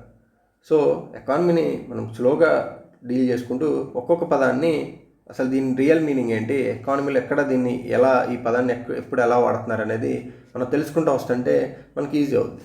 సో మీరు ఎప్పుడైతే నేషనల్ ఇన్కమ్ అని చదువుతున్నారో మీకు అసలు ఎలా చదవాలనేది బేసిక్స్ పెట్టుకోండి. ఎప్పుడైనా ఎకానమీ చదివేటప్పుడు ఫస్ట్ దానికి రిలేటెడ్ టర్మ్స్ని క్లియర్ కట్గా అర్థం చేసుకోవడానికి చూడండి. సో మీరు ఏం చేస్తారంటే ఒక బుక్ తీసుకొని మీరు ఏ బుక్ అన్నా చదవండి. ఒక బుక్ తీసుకొని ఫస్ట్ ఆ బుక్లో ఉన్న కాన్సెప్ట్ చదవకుండా ఆ బుక్లో మొత్తం చదువుకుంటే వెళ్ళండి. మీకు కొన్ని ఎకానమీ రిలేటెడ్ పదాలు కనిపిస్తాయి. సో ఆ పదాలన్నీ ఒక లిస్ట్ అవుట్ చేసుకోండి. సపోజు మీరు నేషనల్ ఇన్కమ్ జీడిపి చదువుతున్నారు. సపోజ్ నేను చెప్పినట్టు క్యాపిటల్ గూడ్స్ అంటే ఏంటి, ఫైనల్ గూడ్స్ ఏంటంటే, లేకపోతే nominal GDP, real GDP, base year, ఇట్లా అన్ని పదాలు రాసుకోండి. ఫస్ట్ పదాలు రాసుకొని టైం తీసుకొని ఒక్కొక్క పదం గురించి నేర్చుకుంటూ ఉండండి. లేదు మీ క్లాస్లో చెప్పినప్పుడైనా మీ క్లాస్ అయిపోయిన తర్వాత ఈ పదాలన్నీ నాకు ఒక్కొక్కటి అర్థమైందా, మీరు కాన్సెప్ట్ గురించి వెళ్ళకండి. బేస్ ఇయర్ అంటే ఏంటి, బేస్ ఇయర్ అంటే ఎలా పెట్టుకుందాం, అసలు నామినల్ అన్న పదానికి మీనింగ్ ఏంది, రియల్ అన్న పదానికి మీనింగ్ ఏంది, డిఫ్లేటర్ అన్న పదానికి మీనింగ్, అట్లా ఒక్కొక్క పదాన్ని మీనింగ్ తీసుకొని దాన్ని ముందు ఈ పదాలన్నిటి మీద ఒక గ్రిప్ వచ్చిన తర్వాత అప్పుడు బుక్ చదవటం స్టార్ట్ చేయండి. ఫ్యాక్టర్స్ ఆఫ్ ఇన్కమ్ అంటే ఏంటి, ఫ్యాక్టర్స్ ఆఫ్ ప్రొడక్షన్ అంటే ఏంటి. ఎందుకంటే మన బ్రెయిన్ డైరెక్ట్గా ఫ్యాక్టర్ ఆఫ్ ఇన్కమ్ అని తీసుకోవడానికి ఇష్టపడుతుంది. దాని వెనకాల ఉన్న ఆ బేసిక్స్ అన్ని తెలిస్తేనే ఆ పదం ఎక్కడైనా వాడినప్పుడు మన బ్రెయిన్ ఇంకా బాగా ఆలోచిస్తుంది. ఓకే, ఇక్కడ ఫ్యాక్టర్ ఆఫ్ ఇన్కమ్ అని వాడుతున్నాడు అంటే వీటి గురించి చెప్తున్నాడు కాబోలని మన బ్రెయిన్ అర్థం చేసుకోవడానికి సింపుల్ అవుతుంది. సో నేను మీకు చెప్పే సజెషన్ ఏంటంటే ఫస్ట్ ఏదైనా లైక్ పేపర్ 2లో మీరు ఎస్ఎన్టీ చదివినా లేకపోతే ఎకానమీ చదివినా, ఎవరైతే ఫస్ట్ టైం చదువుతున్నారో లేదు లాస్ట్ టైం చదివినా నాకు మంచి స్కోర్ రాలేదని ఫీల్ అవుతున్నారో ఒకసారి మీరు ఇది వర్కౌట్ చేయండి. ఏదో ఒక సబ్జెక్ట్కి లేకపోతే ఏదో ఒక టాపిక్ ఎకానమీలో ఒక యూనిట్ తీసుకొని ఇది వర్కౌట్ చేయండి. మేబీ మీకు యూజ్ అయితే మీరు కంటిన్యూ చేసుకోవచ్చు అనమాట. సో ఫస్ట్ తీసుకొని మీకున్న స్టాండర్డ్ బుక్ను ముందు పెట్టుకొని ఇంపార్టెంట్ ఎకానమీ రిలేటెడ్ టర్మ్స్ అన్నింటినీ కలెక్ట్ చేసి పెట్టుకోండి. సో ఒక A4 షీట్ తీసుకొని మీరు రాస్తే సపోజ్ ఒక 50 నుంచి 100 వచ్చినాయి అనుకోండి. టైం స్పెండ్ చేయండి. ఒక రోజు పోయినా పర్లేదు, కానీ ఈ 50 నుంచి 100 పదాలు, ప్రతి పదానికి సింపుల్ మీనింగ్ ఏంటి, మీరు తెలుగులో చదవాలనుకుంటే తెలుగులో, ఇంగ్లీష్లో అర్థం అవ్వాలనుకుంటే ఇంగ్లీష్లో, ఓన్లీ ఆ పదం గురించే చదవండి, ఆ మీనింగ్ గురించే చదవండి. నామినల్ అంటే ఏంటి, ఎందుకు జీడిపి నామినల్ అని వాడాడు, ఎందుకు జీడిపి రియల్ అని వాడాడు. నామినల్ అంటే ఏంటంటే ప్రజెంట్, ఈరోజు ఏదైనా వస్తువుకి ఈ రోజున్న ప్రైస్తో మనం క్యాలిక్యులేట్ చేస్తే దాన్ని నామినల్ గాను, ఏదైనా వస్తువుని మనం తీసుకున్న బేస్ ఇయర్లో ఉన్న ప్రైస్తో క్యాలిక్యులేట్ చేస్తే రియల్ గాను అంటాం. సో ఇట్లా ప్రతి పదాన్ని మనం తెలుసుకున్నప్పుడు ఇవన్నీ మళ్ళీ మీకు బుక్లో ఎక్స్ప్లెనేషన్ చేసి ఉండొచ్చు, కానీ ముందు ఈ పదాలన్నిటి మీద మీకు కమాండ్ వచ్చినాక మీరు బుక్ ఓపెన్ చేసి చదువుతుంటే మీకు టాపిక్స్ ఇంకా బాగా అర్థమవుతాయి అనమాట. ఎందుకంటే ఇక్కడ మీరు ప్రతి ఎకానమీ టర్మ్ మీద స్పెసిఫిక్గా కాన్సన్ట్రేట్ చేయడం వల్ల మీకు కాన్సెప్టువల్ అండర్స్టాండింగ్కి హెల్ప్ అవుతుంది. సో వన్స్ మీరు బేసిక్ వర్డ్స్ అన్ని తెలిసిన తర్వాత మీరు ఒక బుక్ చదవటం కానీ లేకపోతే ఒక క్లాస్ చూడటం కానీ స్టార్ట్ చేస్తే వాళ్ళు ఏం కమ్యూనికేట్ చేయాలనుకుంటున్నారు, వాళ్ళు ఏం చెప్పాలనుకుంటున్నారు అనేది మనకు బాగా అర్థమవుతుంది. ఒకసారి ఈ వర్డ్స్ అన్ని నేర్చుకున్నాక, కాన్సెప్ట్స్ అన్ని చదివాక అప్పుడు బిట్స్ ప్రాక్టీస్ చేయండి. క్లియర్ కట్గా మీకు ఆ డిఫరెన్స్ కనిపిస్తుంది, మీ మిస్టేక్స్ అనేవి తగ్గుతాయి అన్నమాట. సో మళ్ళీ జనరల్గా సిలబస్లో మనకి ఫస్ట్ లైన్ అలానే సెకండ్ యూనిట్, థర్డ్ యూనిట్ కూడా మనం ప్రతి వర్డ్ని అట్లా చూసుకుంటూ పోవాలి. సిలబస్లో ఒక చిన్న లైన్ ఇచ్చాడంటే ఆ చిన్న లైన్తో అది ఉండదన్నమాట. దానికి అటు ఇటు కింద పైన చాలా టాపిక్స్, సబ్ టాపిక్స్ మనకు మ్యాచ్ అవుతూ వస్తాయి. మ్యాచ్ అయినప్పుడు మనం అన్నింటినీ కవర్ చేయాలి. మనం ఏమనుకుంటాం అంటే సిలబస్లో ఈ లైన్ లేదు కదా, ఎక్కడి నుంచి ఎగ్జామినర్ క్వశ్చన్ ఇచ్చాడు, అవుట్ ఆఫ్ సిలబస్ అనుకోవడం లేదు. ఎకానమీలో ఎక్కడో ఉన్న టాపిక్ కూడా వాడు సిలబస్లో ఇచ్చిన చిన్న లైన్కి లింక్ చేస్తాడు. సో అందుకని ప్రతి పదాన్ని తీసుకొని, ప్రతి కాన్సెప్ట్ని తీసుకొని దానికి సరౌండింగ్ ఏరియాస్ ఏమేమి టచ్ అవుతున్నాయి అనేది మనం క్లియర్ కట్గా చదువుకోవాలి. అంతేగాని సపోజ్ ఇప్పుడు చాలామంది మృణాలు చదువుతారు. మృణాలు దాదాపు ఒక 1000 పేజీలో 900 పేజీలో ఉంటుంది. అదంతా మనకు అవసరం అంటే అవసరం లేదు. ఎందుకంటే కొన్ని టాపిక్స్ అసలు మనకి గ్రూప్ 2 టచ్ అవ్వని టాపిక్స్ కూడా దాంట్లో క్లియర్గా చాలా డీటెయిల్గా వెళ్ళాడు కాబట్టి అవసరం లేదు. మీరు ఏదైనా బుక్ చదవండి. ఎందుకంటే మీరు ఎప్పుడైనా చూడండి, ఎవరన్నా ఏపీ హిస్టరీకి బుక్ ప్రింట్ చేస్తే అవన్నీ ఒకటే సైజులో ఉంటాయి. లేదా ఎస్ఎన్టీకి ప్రింట్ చేస్తే ఒకటే సైజులో ఉంటాయి. పబ్లిషర్ ఎవరైనా కానివ్వండి, ఎవరైనా రాయని కానివ్వండి, ఒకటే సైజులో ఉంటాయి. కానీ ఎకానమీకి వచ్చేసరికి ఏ 2 బుక్స్ ఒక సైజులో ఉండవు. వివేక్ సింగ్ ఏమో చాలా తక్కువ ఉంటుంది, రమేష్ సింగ్ అని నితిన్ సింగ్ అనే కొంచెం ఎక్కువ ఉంటాయి. మళ్ళీ తెలుగులో చిరంజీవి సార్ బుక్ చూస్తే కొంచెం లా ఉంటుంది, దానికన్నా ఐఎస్ఎన్ రాజు చూస్తే కొంచెం తక్కువ ఉంటుంది. ఎందుకంటే ఎకానమీలో ఎంతవరకు చెప్పాలి, స్టూడెంట్స్కి ఎంతవరకు అవసరం అనేది కూడా ఎవరికి క్లారిటీ లేదు. కొంతమంది ఏం చెప్తారు, సపోజు ఇంతవరకు ఇండియా ఫామ్ అయినప్పటి నుంచి జరిగిన ప్రతి డీటెయిల్ని మెన్షన్ చేయాలన్నట్టుగా బుక్ను ఒక పెద్ద గ్రంథంలా తయారు చేస్తారు. కొంతమంది టీచర్స్ ఏం ఫాలో అవుతారంటే అయిపోయిన హిస్టరీ వాళ్ళకి అన్నీ తెలియాల్సిన అవసరం లేదు, ప్రజెంట్ జరుగుతున్న ఎకానమీ రిలేటెడ్ తెలియాలంటే వాళ్ళకి కాన్సెప్ట్స్ వరకు తెలిస్తే చాలు, వాళ్ళకి మిగతా డేటా అనేది అయిపోయిన డేటా గురించి మనకు అంత ఇంపార్టెంట్ లేదని కొంతమంది ఏంటంటే ఓన్లీ ఈ కాన్సెప్ట్స్కి ప్రిఫరెన్స్ ఇస్తారనమాట. కొంతమంది ఏంటంటే డేటా బల్క్లో డంప్ చేసి మధ్యలో కాన్సెప్ట్స్ని పెడతారు. సో అసలు ఎకానమీ ఎలా చదవాలి, ఎకానమీ ఎలా డీల్ చేయాలి అనేది ప్రతి పర్సన్ టు పర్సన్, ప్రతి టీచర్ టు టీచర్, ప్రతి బుక్ టు వేరియేషన్ వస్తుంది అనమాట. సో అప్పుడు మనం ఏంటి, ఒక లావ్ బుక్ తీసుకొని చదువుతాం, ఇంకోటేమో సన్నగా ఉండే బుక్ చదువుతూ ఉంటాడు. ఇంతకీ తీరా కట్ చేస్తే ఎగ్జామ్లో పెద్ద వేరియేషన్ ఏం రాదు. ఎందుకు రాదంటే ఇప్పుడు ఎప్పుడో 1960స్లోనో 1980స్లో జరిగిన ఈవెంట్ గురించి ఒక డేటా అడిగాడు అనుకోండి, అసలు ఎకానమీ అనేది ఎంత హ్యూజ్. మనకి ఫస్ట్ మన కాన్సెప్ట్ చదువుకోవాలా, కాన్సెప్ట్ చదువుకున్న తర్వాత బడ్జెట్ చదవాలా, బడ్జెట్కి మళ్ళీ ఎకనామిక్ సర్వే చదవాలా, మళ్ళీ ఈ బడ్జెట్లో డేటా వస్తుంది, ఎకనామిక్ సర్వేలో డేటా వస్తుంది. ఇవి కాకుండా మళ్ళీ ఏపీ రిలేటెడ్ కూడా మనకి ఏపీ రిలేటెడ్ బడ్జెట్ చదవాలి, ఏపీ రిలేటెడ్ ఎకనామిక్ సర్వే చదవాలి, ఏపీ రిలేటెడ్ పాలసీస్ చదవాలి. మళ్ళీ ఇవన్నీ కాకుండా ఈ కాన్సెప్ట్స్ మీద ఏమన్నా కరెంట్ అఫైర్స్ వస్తే కరెంట్ అఫైర్స్ చదవాలి. మీరు ఇవన్నీ ముందు పర్ఫెక్ట్ అవ్వాలి. సో ఇవన్నీ చదివి కూడా మీరు ఇంకా 1970లో పలానా స్కీమ్లో ఎంత పర్సెంటేజ్, ఈ స్కీమ్ పలానా ఎప్పుడు ఓపెన్ చేశారు, ఇవన్నీ చదవడానికి టైం ఉంటుందా అంటే టైం ఉంటే ఉండొచ్చు, కానీ దాని నుంచి వచ్చే మనకి రిటర్న్స్ తక్కువ అనమాట. సో అందుకని నేనేం ప్రపోజ్ చేస్తానంటే ప్లాన్ని ఫస్ట్ మనకి సిలబస్లో ఏవైతే ఇచ్చారో అవి కాన్సెప్ట్స్ బాగా చదువుకొని పెట్టుకొని దీని మీద number of times bits practice చేయండి. ఎందుకంటే ఎట్లా కాదన్నా 50% to 60% మీకు బిట్స్ కాన్సెప్ట్స్ మీద వస్తాయి. నెక్స్ట్ ఏం చేస్తారంటే Indian economy budget, Indian economy economic survey, అలాగే AP budget AP economic survey, దాదాపు పిఐబిలో కూడా వీటిలో ఉన్నాయి రిఫ్లెక్ట్ అవుతాయి. కాబట్టి ఒకవేళ ఏమైనా మిస్ అయినా కానీ పిఐబి అనమాట. ముందు ఇవి బేసిక్ పెట్టుకోండి. మీరు ఏదైతే స్టాండర్డ్ బుక్ తీసుకుంటున్నారో ఆ స్టాండర్డ్ బుక్లో సపోజు ఎప్పుడో పాత డేటా ఉంటుంది అనుకోండి, ప్రస్తుతానికి స్కిప్ చేయండి, మీకు టైం ఉంటే మళ్ళీ వచ్చి డీటెయిల్గా చదువుకోవచ్చు. సో ఏదైతే కాన్సెప్ట్ వర్క్ చదువుకొని వెంటనే budget economic survey, AP budget AP economic survey మీరు చదివేసుకొని పెట్టుకుంటే దాదాపు ఎగ్జామ్లో వచ్చే బిట్స్ 90 to 95% ఇక్కడే వస్తాయి. మనం ఎప్పుడో జరిగిపోయిన విషయాలు, ఎప్పుడో 2000 సంవత్సరంలోనో 2005లోనో ఒక స్కీమ్ ఓపెన్ చేశారు, ఆ స్కీమ్ ఇయర్ ఇది, ఆ స్కీమ్లో ఇది, ఆ స్కీమ్ ఈ స్కీమ్లో మెర్జ్ అయింది, లేకపోతే అప్పుడు ఇలా జరిగింది. హిస్టరీ అనేది ఏంటంటే ప్రజెంట్ ఉన్న ఎకానమీని అర్థం చేసుకోవడానికి ఉపయోగపడితే చాలు, కానీ అది డైరెక్ట్గా మీకు ఏమి ఎగ్జామ్లో అడగడానికి ఆ 5% ఎంతో 5% లెస్ దాన్, అంటే 100లో ఒక 5 బిట్లు మాత్రమే మీకు అలా వస్తాయి అనమాట. మనం 5 బిట్ల కోసం వెళ్ళి మిగతా 95% మీద ఎక్కువ రివిజన్ చేయకపోతే చివరికి లాస్ అయ్యేది మనమే. కాబట్టి నేనేం రికమెండ్ చేస్తానంటే ఫస్ట్ కాన్సెప్ట్ చేసి దాన్ని బాగా ప్రాక్టీస్ చేయండి. డేటా అనేది మన బడ్జెట్ ఎకనామిక్ సర్వే, 2 బడ్జెట్లు 2 ఎకనామిక్ సర్వేలో ఉన్న డేటా వరకు మనం ప్లస్ ఏపీ రిలేటెడ్ కొన్ని పాలసీస్ ఉన్నాయి, ఇంతవరకు డేటా అనేది దీనికి కన్ఫైన్ అయితే సరిపోతుంది.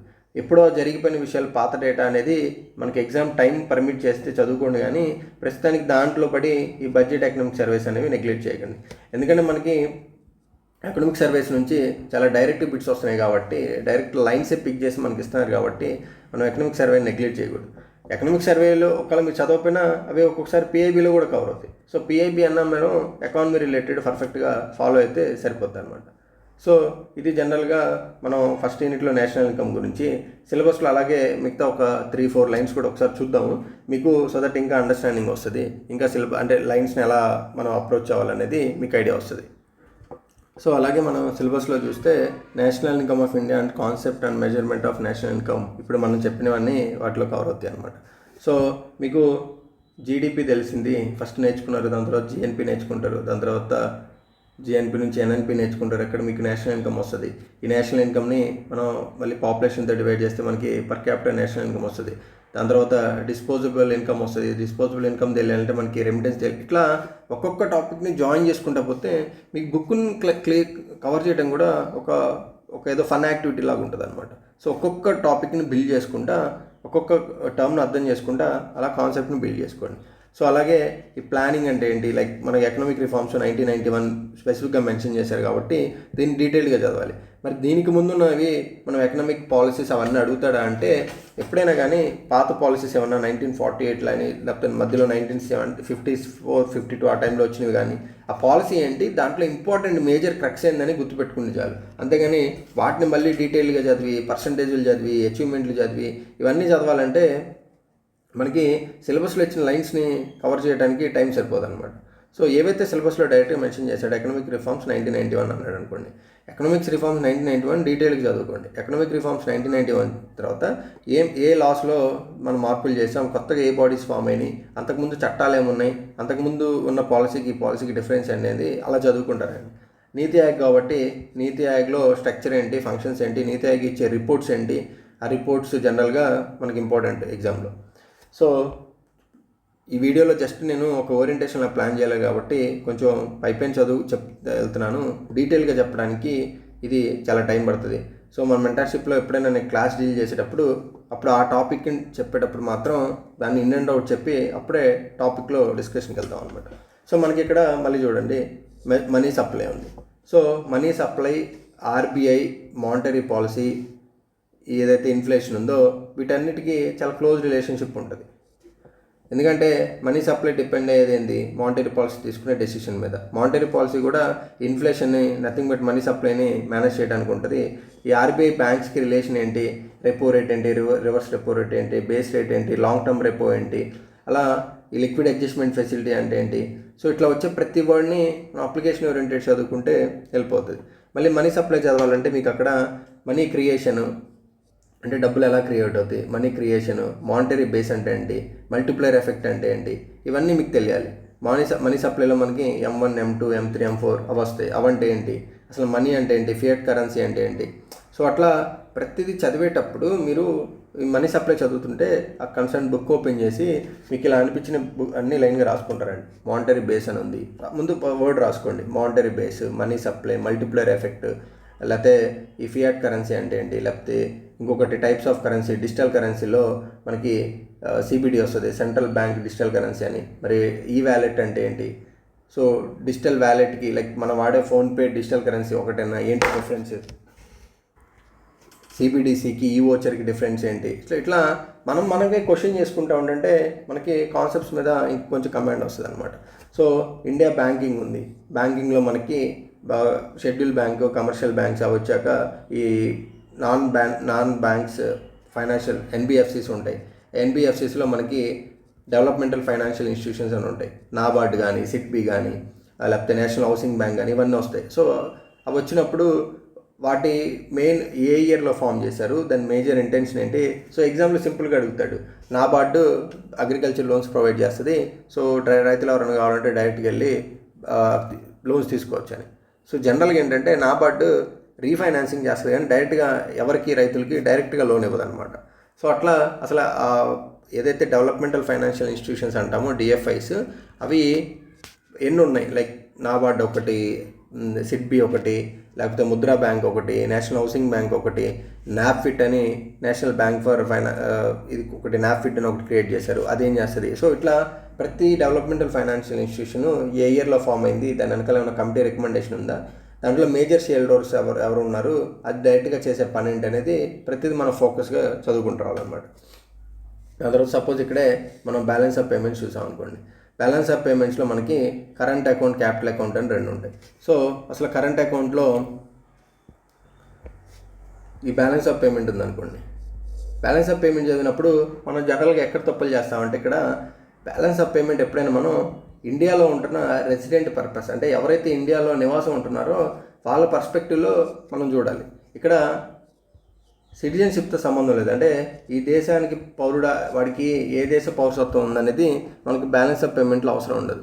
ఇండియన్ సిటిజన్ అయి ఉండొచ్చు, అంటే మన భారత పౌరుడు అయ్యి ఉండి ఫారెన్లో ఎక్కువ రోజులు రెసిడెంట్గా ఉండి అక్కడ నుంచి పంపించే ఇన్కమ్ని క్యాలిక్యులేట్ చేసేటప్పుడు చాలా డిఫరెన్స్ వస్తుంది. సో అసలు ఇండియన్ రెసిడెంట్ అంటే ఎవరు, ఎన్ని రోజులు ఉంటే మనకి ఇండియన్ రెసిడెంట్గా క్యాలిక్యులేట్ చేస్తాం, లేకపోతే ఇండియన్ నాన్ రెసిడెంట్ అంటే ఎప్పుడు క్యాలిక్యులేట్ చేస్తాం అన్న లాజిక్ మీద మనకు చాలా మారిపోతాయి. అలాగే బ్యాలెన్స్ ఆఫ్ పేమెంట్లో మనకి కరెంట్ అకౌంట్, క్యాపిటల్ అకౌంట్ ఉంటుంది. సో ఏంటి ఈ మధ్య డిఫరెన్స్? అసలు ముందు మనం కరెంట్ అని క్యాపిటల్ ఎందుకు డివైడ్ చేసాం, దీని రెండింటి మధ్య ఉన్న డిఫరెన్స్ ఏంది? ఎప్పుడైనా డిఫరెన్స్ చదివేటప్పుడు మీకు జస్ట్ ఒక లైన్ డిఫరెన్స్ అనేది అర్థమై ఉండాలి. అంతేగాని ఇప్పుడు మనం ఎవరన్నా current account, capital account difference ఏంటంటే దాంట్లో ఎఫ్డిఐలు ఉంటాయి, దీంట్లో గూడ్స్ ఉంటాయి, దీంట్లో సర్వీసెస్ ఉంటాయి, దాంట్లో లోన్స్ ఉంటాయి, ఇట్లా చెప్పేది డిఫరెన్స్ కాదనమాట. డిఫరెన్స్ ఏంటంటే కరెంట్ అకౌంట్లో మనం ఏమేమి పెడతాం, క్యాపిటల్ అకౌంట్లో ఏమేమి పెడతాం అంటే, సపోజ్ ఒక ఇండియన్ రెసిడెంట్ ఉన్నాడు అనుకోండి. ఇండియన్ రెసిడెంట్ ఉంటే ఈ ఇండియన్ రెసిడెంట్ యొక్క అసెట్స్, లైబిలిటీస్లో ఎటువంటి చేంజెస్ రాని ట్రాన్సాక్షన్స్ ఏమైనా ఉంటే వాటిని మనం కరెంట్ అకౌంట్లో పెడతాం. అట్లా కాకుండా ఇండియన్ రెసిడెంట్ యొక్క అసెట్స్ లేదా లైబిలిటీస్లో చేంజెస్ వస్తున్నాయి అంటే అసెట్స్ పెరగడం కానీ లేకపోతే అసెట్స్ తగ్గడం కానీ, లైబిలిటీస్ పెరగడం కానీ లైబిలిటీస్ తగ్గడం కానీ, ఇలాంటి ట్రాన్సాక్షన్స్ ఏమైనా ఉంటే మనం క్యాపిటల్ గుడ్స్లో పెడతాం. ఇదే వన్ లైన్ డిఫరెన్స్. సపోజ్ మన బడ్జెట్లో కూడా మనకి రెవెన్యూ ఎక్స్పెండిచరు, క్యాపిటల్ ఎక్స్పెండిచర్ ఉంటుంది. ఏంటి మధ్య రెండింటి మధ్య డిఫరెన్స్ అంటే ఒకటేమో అసెట్స్ లేదా లైబిలిటీస్ని క్రియేట్ చేయదు, ఒకటేమో అసెట్స్ లేదా లైబిలిటీని క్రియేట్ చేస్తుంది అనమాట. ఇప్పుడు క్యాపిటల్ ఎక్స్పెండిచర్ ఉంది. క్యాపిటల్ ఎక్స్పెండిచర్లో మనం ఇన్ఫ్రాస్ట్రక్చర్ మీద స్పెండ్ చేసాం అనుకోండి, మనకి అసెట్స్ని పెంచుతుంది. సో క్యాపిటల్ ఎక్స్పెండిచర్ కానీ క్యాపిటల్ రెవెన్యూ కానీ, ఎప్పుడైనా క్యాపిటల్ రెవెన్యూ లేకపోతే కరెంట్ క్యాపిటల్ అని వాడుతున్నాం అంటే మధ్య డిఫరెన్స్ ఏంటంటే అవి అసెట్స్ని క్రియేట్ చేస్తున్నాయా లేకపోతే అసెట్స్ని తగ్గిస్తున్నాయా, లైబిలిటీస్ క్రియేట్ చేస్తున్నాయా, లైబిలిటీస్ తగ్గిస్తున్నాయా, ఈ బేసిస్ మీద మనకి ఫర్ ప్రిలిమినరీ క్లాసిఫికేషన్ కరెంట్ అలా క్యాపిటల్ అనేది డిఫరెన్స్ అవుతుంది. సో మళ్ళీ మనం ఈ కరెంట్ అకౌంట్లో కూడా మనకి ఈ మెర్చండైజ్ అంటే మనం ఏదైతే వస్తువులు పంపిస్తామో ఆ వస్తువులు దీని కింద వస్తాయి. ఇన్విజిబుల్ ఉన్న దాని కింద మళ్ళీ మనకి మన సర్వీసెస్, లైక్ మనం ఐటీ సర్వీసెస్ని ఫారెన్ కంట్రీస్కి ఎక్స్పోర్ట్ చేస్తున్నాం, అవి మనకి ఈ సర్వీసెస్ కింద వస్తాయి. ఫస్ట్ ఇన్విజిబుల్ కింద వస్తాయి. ఈ మెర్చండైజ్ అనే వస్తువులు మనం కళ్ళతో చూస్తాం కాబట్టి ఇది ఒకటి, మన కళ్ళతో చూడలేని ఇన్విజిబుల్ కాబట్టి సర్వీసెస్. అలాగే ఫ్యాక్టర్ ఇన్కమ్ అని వస్తుంది. ఇందాక నేను చెప్పాను ఆల్రెడీ, ఈ ఫ్యాక్టర్ ఇన్కమ్ అన్న వర్డ్ చాలా ఇంపార్టెంట్ అనమాట. అలాగే మనకి ట్రాన్స్ఫర్స్ అని వస్తాయి. సో ఈ ఫ్యాక్టర్ ఇన్కమ్లో ఏమేమి వస్తాయి అన్న దాన్ని బట్టి మనకు క్వశ్చన్ పడుతుంది. ముందు అసలు ఫ్యాక్టర్ ఇన్కమ్ తెలియాలంటే నేను ఆల్రెడీ చెప్పాను మీకు ఫ్యాక్టర్స్ ఆఫ్ ప్రొడక్షన్ తెలియాలి. ఫ్యాక్టర్స్ ఆఫ్ ప్రొడక్షన్ తెలిసిన తర్వాత దాని నుంచి వచ్చేది మనకి ఫ్యాక్టర్ ఇన్కమ్ అంట. సో ఎప్పుడైతే ఫ్యాక్టర్ ఇన్కమ్ తెలిసిందో దీన్ని బేస్ చేసుకొని మీకు అప్లికేషన్ క్వశ్చన్ పడుతుంది. సో ఇక్కడ ఫ్యాక్టర్ ఇన్కమ్ అంటే ఏమొస్తుంది, లైక్ వేరే కంట్రీకి వెళ్ళి అక్కడ జాబ్ చేసినప్పుడు అక్కడ వచ్చే శాలరీ కానీ, రెంట్ కానీ, అయితే వేజ్ కానీ, అవన్నీ మన ఫ్యాక్టర్ ఇన్కమ్ మీద వస్తుంది. సో దీన్ని బేస్ చేసుకొని మనకి అప్లికేషన్ క్వశ్చన్ పడుతుంది. సో అలాగే క్యాపిటల్ అకౌంట్లో ఏమొస్తాయి, ఎఫ్డిఐలు కానీ, లోన్స్ కానీ, ఈ బ్యాంకింగ్, అవన్నీ మనకి క్యాపిటల్ రిసిప్ట్స్లో వస్తాయి, క్యాపిటల్ అకౌంట్లో వస్తాయి. సో ఈ కరెంట్ అకౌంట్, క్యాపిటల్ అకౌంట్ మనం ఎట్లా డిటర్మైన్ చేస్తున్నామంటే, ఈ యొక్క ఎవరైతే పర్సన్ని మనం క్యాలిక్యులేట్ చేస్తున్నాం అతని యొక్క రెసిడెన్స్ మీద క్యాలిక్యులేట్ చేస్తున్నాం, కానీ సిటిజన్షిప్ మీద కాదనమాట. సో మీరు జీడిపిలో చూసినా ఎక్కడ చూసినా ఇండియన్, ఇప్పుడు జిఎన్పి ఉంది, జిఎన్పిలో మనకి వాళ్ళ యొక్క నేషనాలిటీ ముఖ్యం, అంటే వాళ్ళ యొక్క సిటిజన్షిప్ ముఖ్యం. సో భారత పౌరులు ఎంత సంపాదిస్తున్నారు అనేది అక్కడ చూస్తాం. కానీ మనం బ్యాలెన్స్ ఆఫ్ పేమెంట్లో మనకి రెసిడెన్స్ ఇంపార్టెంట్. అంటే వీళ్ళు ఎక్కడ ఉంటున్నారు, వీళ్ళు భారత పౌరులు ఎక్కడ ఉండాలా, వీళ్ళు నివాసం ఎక్కడ ఉంటున్నారు, భారత్లో ఉంటున్నారా బయట ఉంటున్నారా అనేది బేస్ చేసుకొని మనం బీఓపీని క్యాలిక్యులేట్ చేస్తాం. అదే మీరు జిఎన్పిని క్యాలిక్యులేట్ చేసేప్పుడు ఆ సిటిజన్షిప్, నేషనల్స్ అంటే పౌరుల గురించి మనం క్యాలిక్యులేట్ చేస్తాం. సో ఎకానమీలో మనకి ఈ క్లారిటీ ప్రతి సబ్జెక్ట్ మీద రావాలన్నమాట. అదే ఇందాక చెప్పినట్టు జీడిపి నామినల్ ఎక్కడ తీసుకుంటాం, రియల్ ఎక్కడ తీసుకుంటాం అనేది అట్లా డిఫరెన్స్ ఉన్నట్టే ఇక్కడ సిటిజన్షిప్ ఎప్పుడు చూసుకుంటాం, రెసిడెన్స్ ఎక్కడ చూసుకుంటాం అనేది కూడా మనకి క్లియర్ కట్ డిఫరెన్స్ ఉండాలన్నమాట. సో ఇట్లా చదివేటప్పుడే మనం బ్రెయిన్లో పెట్టుకొని 1 by 1 చేసుకుంటూ ఉంటుంటే మనకి సిలబస్ కూడా కొంచెం ఈజీగా ఉంటుంది. అలాగే నెక్స్ట్ ఇంకొకటి, సో ఈ ఫిస్కల్ పాలసీ ఏంటి, డిఫరెన్స్ ఏంటి, మళ్ళీ ఫిస్కల్ పాలసీ చదివినప్పుడు గవర్నమెంట్ ఫిస్కల్ పాలసీలో మనకి బడ్జెటింగ్ అనేది వన్ ఆఫ్ ద మెయిన్ అనమాట. ఫిస్కల్ పాలసీ అంటే మీకు బడ్జెటింగ్ వస్తుంది, డెప్ట్స్ వస్తాయి, అలాగే బడ్జెట్లో కూడా మళ్ళీ మనకి రెవెన్యూ, క్యాపిటల్, రెవెన్యూలో మళ్ళీకి రెవెన్యూ ఎక్స్పెండిచర్ అంటే capital expenditure, of budget borrowings, అట్లా ప్రతి వర్డ్ ఒకదానికి లింక్ అవుతూ ఉంటుంది అనమాట.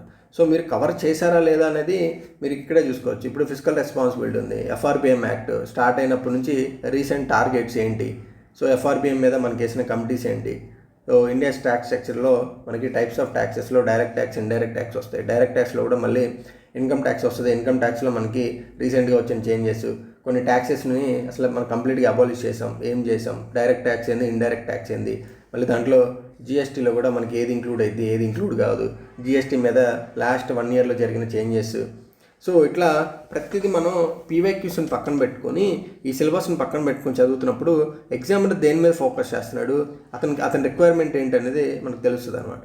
సో అందుకని మనం ట్యాక్స్ స్ట్రక్చర్ చదివేటప్పుడు, ఇంకోటి చదివేటప్పుడు మనం ఏం చేస్తామంటే వెంటనే బడ్జెట్లోకి వెళ్ళిపోయి ఈ సంవత్సరం డైరెక్ట్ ట్యాక్స్ ఎంత, ఇండైరెక్ట్ ట్యాక్స్ ఎంత, ఎంత పెరిగింది, అంత పెరిగింది అట్లా చదవాల్సిన అవసరం లేదు. ఫస్ట్ మీరు ట్యాక్స్ స్ట్రక్చర్లో ట్యాక్సెస్ ఏమొస్తాయి, డైరెక్ట్ ట్యాక్స్లు ఏమొస్తాయి, ఇండైరెక్ట్ ట్యాక్స్లు ఏమొస్తాయి, డైరెక్ట్ ట్యాక్స్లో వచ్చే ఒక్కొక్క ట్యాక్స్ గురించి మనకు తెలిసి ఉంటే అప్పుడు మళ్ళీ మనం వెళ్ళి అక్కడ నెంబర్స్ చూసుకోవచ్చు. నెంబర్స్ చూసుకున్నప్పుడు కూడా ఎగ్జామినర్ ఏ రోజు కానీ మీరు ఈ సంవత్సరం ఇన్కమ్ ట్యాక్స్ ఎంత కలెక్ట్ అయిందని క్వశ్చన్ ఎక్కడ అడగడే. ఏమడుగుతాడు, ఇండియాకి వచ్చే రూపాయిలో దేని పర్సంటేజ్ ఎంత, ఇన్కమ్ ట్యాక్స్ ఫస్టా, జిఎస్టీ ఫస్టా, కస్టమ్స్ ఫస్టా అనేది ర్యాంకింగ్లో సెట్ చేయమంటాడు. అంటే నీకు అక్కడ డేటా గుర్తుండకపోయినా నీకు ఒక అవగాహన ఉండాలి, ఇండియాకు వచ్చే డబ్బుల్లో ఎక్కువ ఎక్కడి నుంచి వస్తున్నాయి అని. సో అదే ఎగ్జామ్లో టెస్ట్ చేస్తాడు మనకి. అంతేగాని డైరెక్ట్గా వీడికి ఈ డేటా పాయింట్ తెలుసా లేదని టెస్ట్ చేసే బిట్స్ 100లో 5 to 10% కన్నా ఎక్కువ రావన్నమాట. దాని వెనకాల ఏదో ఒక లాజిక్ పెట్టే మనం టెస్ట్ చేయాలనుకుంటాడు. అలాగే అగ్రికల్చర్ సెక్టర్, ఇండస్ట్రియల్ సెక్టర్, అలాగే సర్వీసెస్ ఇన్ ఇండియన్ ఎకానమీలో కూడా మనం చూస్తే ఈ cropping pattern, agriculture production, productivity.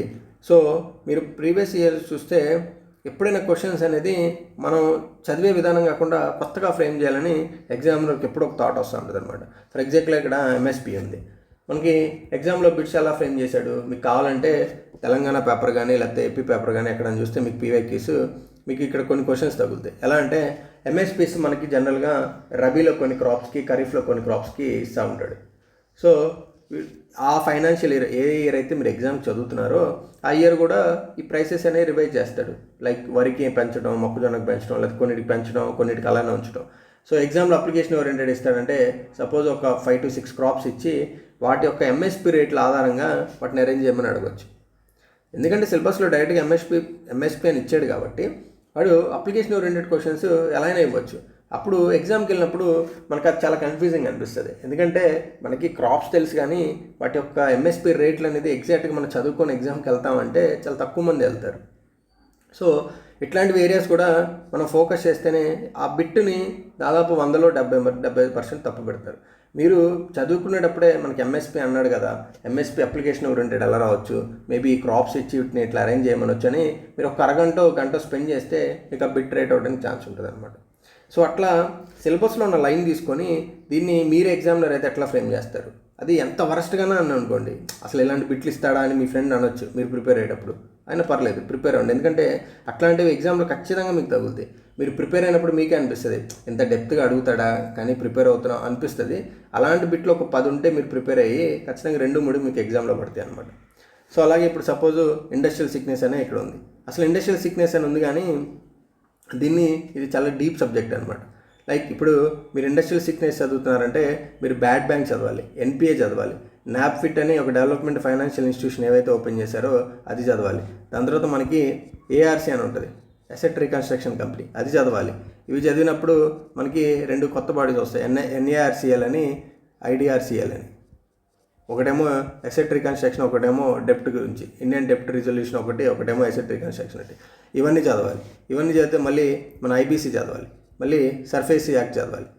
So industrial sickness అని ఒక ఏదో నామకే వస్తే వర్డ్ ఇవ్వాలి, దాని కింద మనకి ఇవన్నీ కవర్ అవుతాయి అన్నమాట. సో ఎప్పుడైనా కానీ మనకేమనిపిస్తుంది అంటే ఇవన్నీ ఎందుకు, బుక్లో వాడు ఇచ్చాడు కదా ఏదో ఒకటి, ఫస్ట్ పేజ్ నుంచి స్టార్ట్ చేసి లాస్ట్ పేజ్ దాకా చదువుకుంటే వెళ్ళిపోదాం అనిపిస్తుంది. కానీ అసలు మీకు ఇండస్ట్రియల్ సిక్నెస్లో ఇన్ని ఉంటాయని తెలియకపోతే మీకు అసలు సబ్జెక్ట్ మీద కమాండ్ ఇంకా రానట్టు, సిలబస్ మీద మీకు ఇంకా కమాండ్ రానట్టు. సో ఇండస్ట్రియల్ పాలసీస్ ఏంటి, రీసెంట్గా మళ్ళీ ఇండస్ట్రీస్ అంటే మనకి ఇక్కడ ఎంఎస్ఎంఈస్ వస్తాయి, మ్యానుఫ్యాక్చరింగ్ రిలేటెడ్ వస్తాయి, దాని తర్వాత కోర్ ఇండస్ట్రీస్ వస్తాయి. వీటిలో ఏదైనా కొత్త ఇండస్ట్రియల్ పాలసీస్ రావచ్చు. లైక్ మనం కొత్తగా ఒక కొత్త మ్యానుఫ్యాక్చరింగ్ పాలసీ తీసుకొచ్చాం. అంతకుముందు నేషనల్ మ్యానుఫ్యాక్చరింగ్ పాలసీ అరౌండ్ 2011 ఉంది. దాని తర్వాత మళ్ళీ కొత్తగా ఇంకొక మ్యానుఫ్యాక్చరింగ్ పాలసీ తీసుకొచ్చాం. రెండింటి మధ్య డిఫరెన్స్ వేసి ఆ నేషనల్ మ్యానుఫ్యాక్చరింగ్ పాలసీలో మనకు కొన్ని టార్గెట్స్ పెట్టుకున్నాం. అవే ఎగ్జామ్లో మనకి ఈజీగా వచ్చే బిట్స్ అనమాట. ఆ నేషనల్ మ్యానుఫ్యాక్చరింగ్ పాలసీలో మనం నేషనల్ మ్యానుఫ్యాక్చరింగ్ పాలసీ మ్యానుఫ్యాక్చరింగ్ని 25% అచీవ్ చేయాలని పెట్టుకున్నాం. పలానా ఎన్ని జాబ్స్ రావాలి, ఇంత ఇన్వెస్ట్మెంట్ రావాలి, ఇవన్నీ మనం పెట్టుకున్నాం అనమాట. వాటిలోంచే ఎగ్జామ్లో బిట్ పడుతుంది. అకార్డింగ్ టు ఈ పాలసీ ప్రకారం మనం మ్యానుఫ్యాక్చరింగ్ని ఓవరాల్ జీడిపి పర్సెంట్లో ఎంత అచీవ్ చేయాలని టార్గెట్ పెట్టుకున్నాం, లేకపోతే ఎన్ని జాబ్స్ కావాలని టార్గెట్ పెట్టుకున్నాం, ఇన్వెస్ట్మెంట్ ఎంత తీసుకురావాలని టార్గెట్ పెట్టుకున్నాం. ఈ టార్గెట్స్ మీద మనకి ఎగ్జామ్లో క్వశ్చన్ పడుతుంది అన్నమాట. సో ఏదైనా చదివేటప్పుడు దాంట్లో ఎగ్జామినరు కొత్తగా ఎలా ఆలోచిస్తాడని కూడా ప్రిపేర్ అయ్యే స్టూడెంట్ కూడా అలానే ఆలోచించుకోవాలి.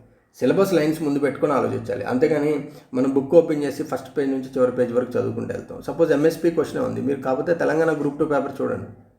ఎంఎస్పీ క్వశ్చన్లో క్రాప్స్ ఇచ్చి ఆ క్రాప్స్ని వాటి యొక్క కింద నుంచి తక్కువకి, పైనుంచి కిందకి, కింద నుంచి పైకి చేయమన్నాడు. మనకి ఏ బుక్లో ఉంటుంది అలాగా? ఏ బుక్లో ఉన్న ఏ క్లాస్లో చెప్తారు మీరు ఇలా చదువుకోండి అని. సో ఎగ్జామినరు ఈ రోజున్న కాంపిటీషన్కి ప్రతివాడు అనుకుంటాడు అంటే క్వశ్చన్స్ని కొత్తగా ఫ్రేమ్ చేయాలి, ఇంకొంచెం డిఫరెంట్గా ఫ్రేమ్ చేయాలనుకుంటాడు. చదివేటప్పుడు కూడా మనం కూడా బేసిక్స్ చదువుకున్న తర్వాత మనం కూడా మన బ్రెయిన్కి కొంచెం పదును పెట్టాలి. ఈ క్వశ్చన్ ఇట్లా కొత్తగా ఎలా ఫ్రేమ్ చేయొచ్చు. సో ఎంఎస్పీలో మనం ఇన్ని క్రాప్స్ చదువుతున్నాం కదా, ఈ క్రాప్స్ని మేబీ ఇట్లా అడగొచ్చు అని మనం కూడా ట్రై చేయాలి థింక్ చేయడానికి. అట్లా ప్రతి ఏరియాలో థింక్ చేస్తుంటే ఎక్కడో మనకు అన్ని కరెక్ట్ మనం ఆలోచించాలి, మనం అన్ని కరెక్ట్ పెట్టాల్సిన అవసరం లేదు. సపోజ్ 75 మార్క్స్కి అలాంటి కొంచెం డిఫరెంట్ క్వశ్చన్స్ ఒక 10 వచ్చాయి అనుకోండి. ఈ 10లో మనం ఆలోచించినప్పుడు మనకి 2-3 మనం కూడా సిమిలర్ లైన్స్లో ఆలోచించి ఆ 2-3 మనం చదువుకుని ఎగ్జామ్కి వెళ్తే ఈ 2-3 బిట్స్ రైట్ అయితే చాలు. 3 బిట్స్ రైట్ అయినాయి అంటే మీకు ఈ 3 బిట్స్కి 3 మార్క్స్. ఒకవేళ నెగిటివ్ మార్కింగ్ మీ 3 తప్పు పెడితే ఇంకో నెగిటివ్ మార్క్ పోతుంది కాబట్టి ఆ 1 మార్క్ని సేవ్ చేసుకునే వాళ్ళు అవుతారు. 3 మార్క్స్ అంటే హ్యూజ్ వేరియేషన్. గ్రూప్ 2 లాంటి టఫ్ కాంపిటీషన్లో 3 మార్క్స్ అంటే చాలా వేరియేషన్. అది ఎక్కడ వస్తుంది అంటే గుడ్డే చెలుగు అన్నట్టు బుక్ని ఫస్ట్ పేజ్ నుంచి చివరి పేజ్ వరకు చదువుకుంటూ వెళ్ళడం కాకుండా సిలబస్ను ముందు పెట్టుకొని ఈ ఏరియాలో ఏదైనా కొత్తగా ఇవ్వడానికి ఇంకా స్కోప్ ఉందా, మేబీ బిట్స్ ఇలా ఫ్రేమ్ చేయొచ్చు, అలా ఫ్రేమ్ చేయొచ్చు అనేది మనకు ఒక థాట్ జనరేట్ అవ్వాలన్నమాట. సో జనరల్గా మనం ఈ 5 మినిట్స్లో ఈ 3 యూనిట్స్ మాత్రం ఎక్కువ అప్లికేషన్ ఓరియంటెడ్, కాన్సెప్ట్ ఓరియంటెడే మనం ఎక్కువ ప్రిఫరెన్స్ ఉంటుంది. దాని తర్వాత ఏపీలో మనం సింపుల్గా బడ్జెట్, ఎకనామిక్ సర్వేని ఇంకా లిటరల్గా ఒక ఏదో బైబిల్ గ్రంథం చదివినట్టు ముందుకి వెనక్కి ఇంకా ఎక్కువ చదువుకుంటారు. ఎందుకంటే దీంట్లో మన కాన్సెప్ట్స్ అనేవి ఫస్ట్ 3 యూనిట్స్లో కవర్ అయిపోతాయి కాబట్టి ఈ 4-5లో ఓన్లీ ఫ్యాక్ట్స్ కానీ కంటెంట్ ఇవే ఉంటాయి అన్నమాట. ఇక్కడ జనరల్గా వచ్చేదానికి పెద్ద కాన్సెప్ట్స్ ఉండవు. ఒకవేళ ఇక్కడ వచ్చిన ఏ కాన్సెప్ట్స్ అయినా మనం ఈ 3 యూనిట్స్లోనే నేర్చేసుకుంటాం కాబట్టి ఇక్కడంతా మనకి ఫ్యాక్ట్స్ బేస్డ్, లేకపోతే ఏదైతే బడ్జెట్లో వచ్చిన నెంబర్స్, ఎకనామిక్ సర్వేలో వచ్చినవి, లేకపోతే పాలసీ రిలేటెడ్ మాత్రమే ఎక్కువ ఉంటాయి. సో ఇవి చదవటం ప్యూర్లీ మెమరీ బేస్డే. ఎవరికైతే ఎక్కువ గుర్తుపెట్టుకోగలుగుతారో ఈ 2 యూనిట్స్ని వాళ్ళు ఎక్కువగా గుర్తుపెట్టుకుంటారు. సో అందుకే మనకి మేజర్ ఫోకస్ ఈ 3 యూనిట్స్ మీద ఉండాలి. మీకు ఎక్కడ ఎకానమీలో మంచి మార్క్స్ సాధించిన వాళ్ళకి లేదా కొంచెం మార్క్స్ తగ్గిన వాళ్ళకి ఎక్కడ డిఫరెన్స్ వస్తుందంటే ఈ బిట్స్ ద్వారా వస్తుంది. ఎందుకంటే డేటా 1కి 4 సార్లు చదివితే అందరికీ గుర్తుంటుంది. సో ఈ కాన్సెప్ట్స్ మాత్రం మీరు క్లియర్గా గుర్తుపెట్టుకోవాలి. ఇక్కడ ఇంకోటి ఏంటంటే మనకి budget and economic survey most important అనమాట. మీకు టైం ఉంటే మాత్రం ఎకనామిక్ సర్వేని ఈ సిలబస్ లైన్స్ పక్కన పెట్టుకొని మనకు సిలబస్లో ఇచ్చిన ఏవైతే ఈ చాప్టర్స్ ఉన్నాయో వాటిని మ్యాచ్ అయ్యే ఎకనామిక్ సర్వే యూనిట్స్ మాత్రం డైరెక్ట్గా చదవడానికి ట్రై చేయండి. లేదు టైం లేదు, హడావుడి పడుతున్నాం అన్నప్పుడు మాత్రం దానికి ఏదైనా ఆల్టర్నేటివ్ ఆలోచించవచ్చు. మేము కూడా వీలైనంత వరకు ఎకనామిక్ సర్వేని గ్రూప్ 2 పర్స్పెక్టివ్లో ఆలోచించి ప్రతిదీ షార్ట్ నోట్స్ అంటే బిట్స్ ఎక్కడి నుంచి వస్తాయి, లేకపోతే number of bits economic survey యూనిట్లోంచి క్రియేట్ చేసి మీకు ప్రాక్టీస్ కోసం కూడా ఇస్తాను. సో దట్ ఒకవేళ మీరు చదవడానికి టైం లేకపోయినా అట్లీస్ట్ ఆ బిట్స్ ప్రాక్టీస్ చేస్తే ఏదైనా మనకి ఒక 10 బిట్లో ఒక 6-7 అన్నా దాంట్లో మ్యాచ్ అయ్యేటట్టుగా ప్లాన్ చేయొచ్చు. కానీ ఈసారి ఎగ్జామినేషన్ షెడ్యూల్స్ జనరల్గా డేట్స్ ఎప్పుడు ఉంటాయో నాకు అంత ఐడియా లేదు. కానీ చూస్తుంటే మాత్రం ఎగ్జామ్కి లాస్ట్ టైం గ్రూప్ 2కి వచ్చినంత టైం అయితే వచ్చేటట్టు లేదనమాట. సో మీరు టైం గురించి ఆలోచించకుండా, రిజల్ట్ గురించి ఆలోచించకుండా మీరు ఓన్లీ సబ్జెక్ట్ కంప్లీట్ చేసే పనిలో ఉంటేనే మీరు మెంటల్గా ప్రశాంతంగా చదువుకోగలుగుతారు. ఈ డేట్స్ ఎప్పుడు ఉంటాయి, పోస్ట్పోన్ అవుతుందా, లేకపోతే ఏంటి, పేపర్ మారుతుందా, లేకపోతే టఫ్ వస్తుందా, ఇవన్నీ మీ చేతిలో లేనివి, నా చేతిలో కూడా లేనివి. మీ చేతిలో ఉందంటే మీరు కూర్చొని చదవగలగాలి. మీరు అట్లా ఆలోచించుకుంటూనే ఉంటారు, పక్కన వేరే వాడు ఇవన్నీ వదిలేసి అటు చదువుకుంటూనే పోతాడు. లాస్ట్కి వచ్చేసరికి మీకే అనిపిస్తుంది నేను అప్పుడు టైం వేస్ట్ చేసుకున్నాను, ఇప్పుడు టైం వేస్ట్ చేసుకున్నాను అని. ఎగ్జామ్ క్లియర్ చేసేవాడికి మోస్ట్ ఇంపార్టెంట్ టైం ఏంటంటే ఎగ్జామ్ ముందు 2 months కాదు, ఈ టైం ఇంపార్టెంట్ అనమాట. ఈ టైం ఎవడైతే కరెక్ట్గా యూజ్ చేసుకున్నాడో వాడు ఎగ్జామ్ ముందు 2 months ఫ్రీగా ఉంటాడు, వాడు ఫ్రీగా వెళ్ళిపోతాడు. ఇప్పుడు ఎవడైతే టైం వేస్ట్ చేసుకుంటున్నారో వాళ్ళకి ఎగ్జామ్ 2 months ముందు అంతా గజిబిజిగా ఉంటుంది, టైం తక్కువ ఉన్నట్టు కనిపిస్తుంది, చదవాల్సింది ఎక్కువ ఉన్నట్టు కనిపిస్తుంది. అరే అప్పుడు అనవసరంగా టైం వేస్ట్ చేసుకున్నాం, అప్పుడు చదువుకుంటే బాగుండని రిగ్రెట్ ఫీలింగ్లోనే మీకు ఆ 2 నెలలు కూడా గడిచిపోతాయి అనమాట. సో ఎవరైతే ఇప్పుడు డిసిప్లిన్డ్గా ఇప్పుడు అన్ని టాపిక్స్ అన్ని కవర్ చేసుకుంటూ ఇప్పుడు ఎవరైతే బాగా చదువుకుంటున్నారో ఇంకా నోటిఫికేషన్ రాకముందు వాళ్ళకి రేపు ఏంటంటే కొంచెం హెక్టిక్ షెడ్యూల్ ఉన్నా కానీ వాళ్ళు ఈజీగా గెట్ ఆన్ అవడానికి ఛాన్స్ ఉందన్నమాట. సో అలాగే నేను ఇంకొకటి మేజర్ స్ట్రెస్ చేయాల్సింది ఏంటంటే టాపిక్ చదివిన వెంటనే ఎకానమీకి మీరు ఎన్ని వీలైతే అన్ని bits number of bits practice చేయండి. నేను చెప్తున్న మన దాంట్లో కూడా ఒక టాపిక్ అయిపోయిన తర్వాత మీకు పాలిటీకి ఆల్రెడీ కొన్ని శాంపుల్స్ కూడా నేను టెలిగ్రామ్ ఛానల్ పోస్ట్ చేసి ఉన్నాయి. ఒక టాపిక్ అయిన తర్వాత వెంటనే అవి మాక్ టెస్ట్ లాగా ప్రిపేర్ చేయకుండా జస్ట్ ప్రాక్టీస్ కోసం పెట్టుకోండి. మీరు మాక్ టెస్ట్లు చేసేటప్పుడు అప్పుడు నీట్గా క్వాలిటీ అలాగే ఎక్స్ప్లెనేషన్కి ఆర్డర్ ట్రై చేయండి. కానీ ఇది ఓన్లీ ప్రాక్టీస్ అనమాట. ప్రాక్టీస్ అన్నప్పుడు ఏంటంటే సపోజ్ నేను ఒక జీడిపి అనే కాన్సెప్ట్కి ఒక 100 బిట్స్ ఇచ్చాను అనుకోండి, ఈ నేషనల్ ఇన్కమ్కి. సో అది మనకు ప్రాక్టీస్కి వెళ్ళిపోతుంది. ఎందుకంటే దాదాపు ఎవ్రీ లైన్ ఆర్ 2 లైన్స్కి ఒక బిట్ ఫ్రేమ్ చేసినప్పుడు ఏంటంటే మనం చదివినవన్నీ మళ్ళీ ప్రాక్టీస్ రూపంలో చేసినప్పుడు బ్రెయిన్ కొంచెం అటెంటివ్గా ఉంటుంది. సో అందుకని ఆ ఓరియంటేషన్తో నేను ఎకానమీ స్టార్ట్ చేసినప్పుడు కూడా మీకు ప్రతి టాపిక్కి ఆ టాపిక్ రేంజ్ బట్టి ఒక 100 to 150 బిట్స్, పెద్ద టాపిక్ అయితే 100 and 150, చిన్నదైతే 100 వెంటనే ఆ టాపిక్ అయిపోయిన తర్వాత ప్రాక్టీస్ టెస్ట్గా ప్రొవైడ్ చేస్తాను. సో దాన్ని మీకు ఏంటంటే మీరు అప్పటికే క్లాస్ విని ఉంటారు, ఏదైనా క్లాసు లేకపోతే స్టాండర్డ్ బుక్ చదువు ఉంటారు. ఈ బిట్స్ చేసినప్పుడు ఏంటంటే మీకు చిన్న ఏమన్నా లూప్ హోల్స్ ఉన్నా లేకపోతే డ్రాబ్యాక్స్ ఉన్నా కవర్ అవ్వడానికి ఎక్కువ ఛాన్స్ ఉంటుంది అనమాట. సో వీడియో లెంత్ అవ్వకుండా ఉండాలి కాబట్టి కొంచెం దీని అంతా కట్ షార్ట్ చేశాను. లేదంటే ప్రతి టాపిక్ని డీటెయిల్గా ఎక్స్ప్లెయిన్ చేసుకుంటూ పోతే ఈ ఓరియంటేషన్ సెషన్ ఒక 2-3 అవర్స్ పడుతుంది. మేబీ అది హెల్ప్ అవుతుంది కానీ బాగా లెంత్ అవుతుంది అని చెప్పి జస్ట్ ఒక అండర్స్టాండింగ్కి మీకు నేషనల్ ఇన్కమ్ అనేది ఒక ఎగ్జాంపుల్గా తీసుకొని చెప్పాను, ఎలా చదువుకోవాలి ఎట్లా వస్తాయని. సో జనరల్గా ఎకానమీ అనేది ప్రిపేర్ అవ్వకపోవటం, భయపడకపోవడం అనేది మన బ్రెయిన్లోనే ఉంటుంది. ఎకానమీ యాజ్ ఎ సబ్జెక్ట్ చాలామందికి ఎకానమీ చాలా ఇంట్రెస్ట్. ఎందుకంటే వాడికి ఒకసారి ఆ సబ్జెక్ట్లో ఏం చదవాలి ఏంటి అనేది అర్థమైతే వాడు ఫస్ట్ ఎకానమీనే సింపుల్గా క్లియర్ చేసుకోగలుగుతాడు. డేటా అవన్నీ ఫ్యాక్ట్స్ అని ఒక 4 రోజులు కష్టపడినా కవర్ చేయగలుగుతాడు. కాబట్టి ముందు ఎకానమీ ఏంటంటే ఒకరోజు మనం కాన్సెప్ట్ని బాగా నేర్చుకుంటే దాన్ని రివిజన్ ఎంత లేట్ అయినా కానీ మనం మర్చిపోని సబ్జెక్ట్ ఇది. లైక్ మీకు ఏపీ హిస్టరీ అట్లా ఉండదు. ఏపీ హిస్టరీ మనకు 10 రోజుల తర్వాత వస్తే మనకు ఖచ్చితంగా ఆ ఫ్యాక్ట్స్ అన్నీ గుర్తురావు, స్ట్రైక్ అవ్వు, మళ్ళీ దానికి రిపీటెడ్ రివిజన్స్ పడాలి. ఎకానమీలో ఏంటంటే కాన్సెప్ట్స్ వరకు ఒకసారి మీరు ఫస్ట్ టైం చదివినప్పుడే మీకు బాగా అర్థమైపోతే మీరు 1-2 days రివిజన్ చేయకపోయినా కానీ మీకు ఇక్కడ పెద్ద డిఫరెన్స్ ఏం రాదు, ప్రొవైడెడ్ మీరు ఆ కాన్సెప్ట్స్ చదివి వెంటనే ఎంసీక్యూస్ చేసుకుంటే. సో స్టెప్ బై స్టెప్ ఒక్కొక్క కాన్సెప్ట్ తీసుకోండి, దాని కాన్సెప్టుల అండర్స్టాండింగ్ పెంచుకోండి, బ్రిక్ బై బ్రిక్ డెవలప్ చేసుకోండి, ఎంసీక్యూస్ చేసుకోండి. మీకు ఎకానమీలో కూడా ఎటువంటి ఇబ్బంది రాదు. మీరు కంఫర్టబుల్గా అరౌండ్ పేపర్ ఎలా వచ్చినా ఒక 60 దగ్గరికి రావడానికి స్కోప్ ఉంటుంది అనమాట. ఇవన్నీ మనం కానీ ఈ బేసిక్స్ కానీ పర్ఫెక్ట్గా ఫాలో అయితే. సో ఇంకేదన్నా డౌట్స్ ఉన్నా కానీ మీరు పర్సనల్గా మెసేజ్ చేయొచ్చు. అసలు ఏంటి ఈ ఎకానమీ అనేది, నేను ఎక్కువ ఏపీ ఎకానమీ మీద ఇంకా స్ట్రెస్ చేయలేదు, ఎందుకంటే అది అందరికీ తెలిసిందే. కాబట్టి ఫస్ట్ ఫోకస్ ఏంటంటే ఈ 3 యూనిట్స్ కానీ మనం ఈ టైంలో కంప్లీట్ చేసుకోగలిగితే మనం ప్రిలిమ్స్ అయిపోయి మెయిన్స్ ప్రిపేర్ అయ్యేటప్పుడైనా మనం ఈ 2 యూనిట్స్ని బాగా కాన్సన్ట్రేట్ చేయొచ్చు. ఈ 3 యూనిట్స్, ఈ కాన్సెప్ట్ రిలేటెడ్ యూనిట్స్ మీరు నోటిఫికేషన్ ముందే కంప్లీట్ చేసుకుంటే దాదాపు మీకు ఎకానమీ మీద చాలా బర్డెన్ తగ్గించుకున్న వాళ్ళు అవుతారు. సో ఎకానమీ మాత్రం సింప్లిఫై పెట్టుకోండి, so that me overall preparation మీద ఇంపాక్ట్ పడకుండా ఉంటుంది. సో పేషెన్స్గా ఎంతసేపు ఈ వీడియో చూసినందుకు థ్యాంక్ యూ. ఇంకేదన్నా ఉంటే మనం త్వరలోనే ఎకానమీ మాడ్యూల్ కూడా స్టార్ట్ చేస్తున్నాం. సేమ్ ఓరియంటేషన్తో ఉంటుంది. సిలబస్లో ఇచ్చిన ప్రతి లైన్ని కాన్సెప్ట్స్, బేసిక్ వొకాబులరీ ఎక్స్ప్లెయిన్ చేసి, కాన్సెప్ట్ ఎక్స్ప్లెయిన్ చేసి, దాని రిలేటెడ్ కరెంట్ మీకు ఏవైతే ప్రాక్టీస్ టెస్ట్లు ఉంటాయో అవి ప్రొవైడ్ చేయడం జరుగుతుంది అనమాట. సో ఈ వీడియో దాదాపు లెంత్ అయిపోయింది కాబట్టి నేను కట్ షార్ట్ చేసి పైపైన చెప్పేశాను.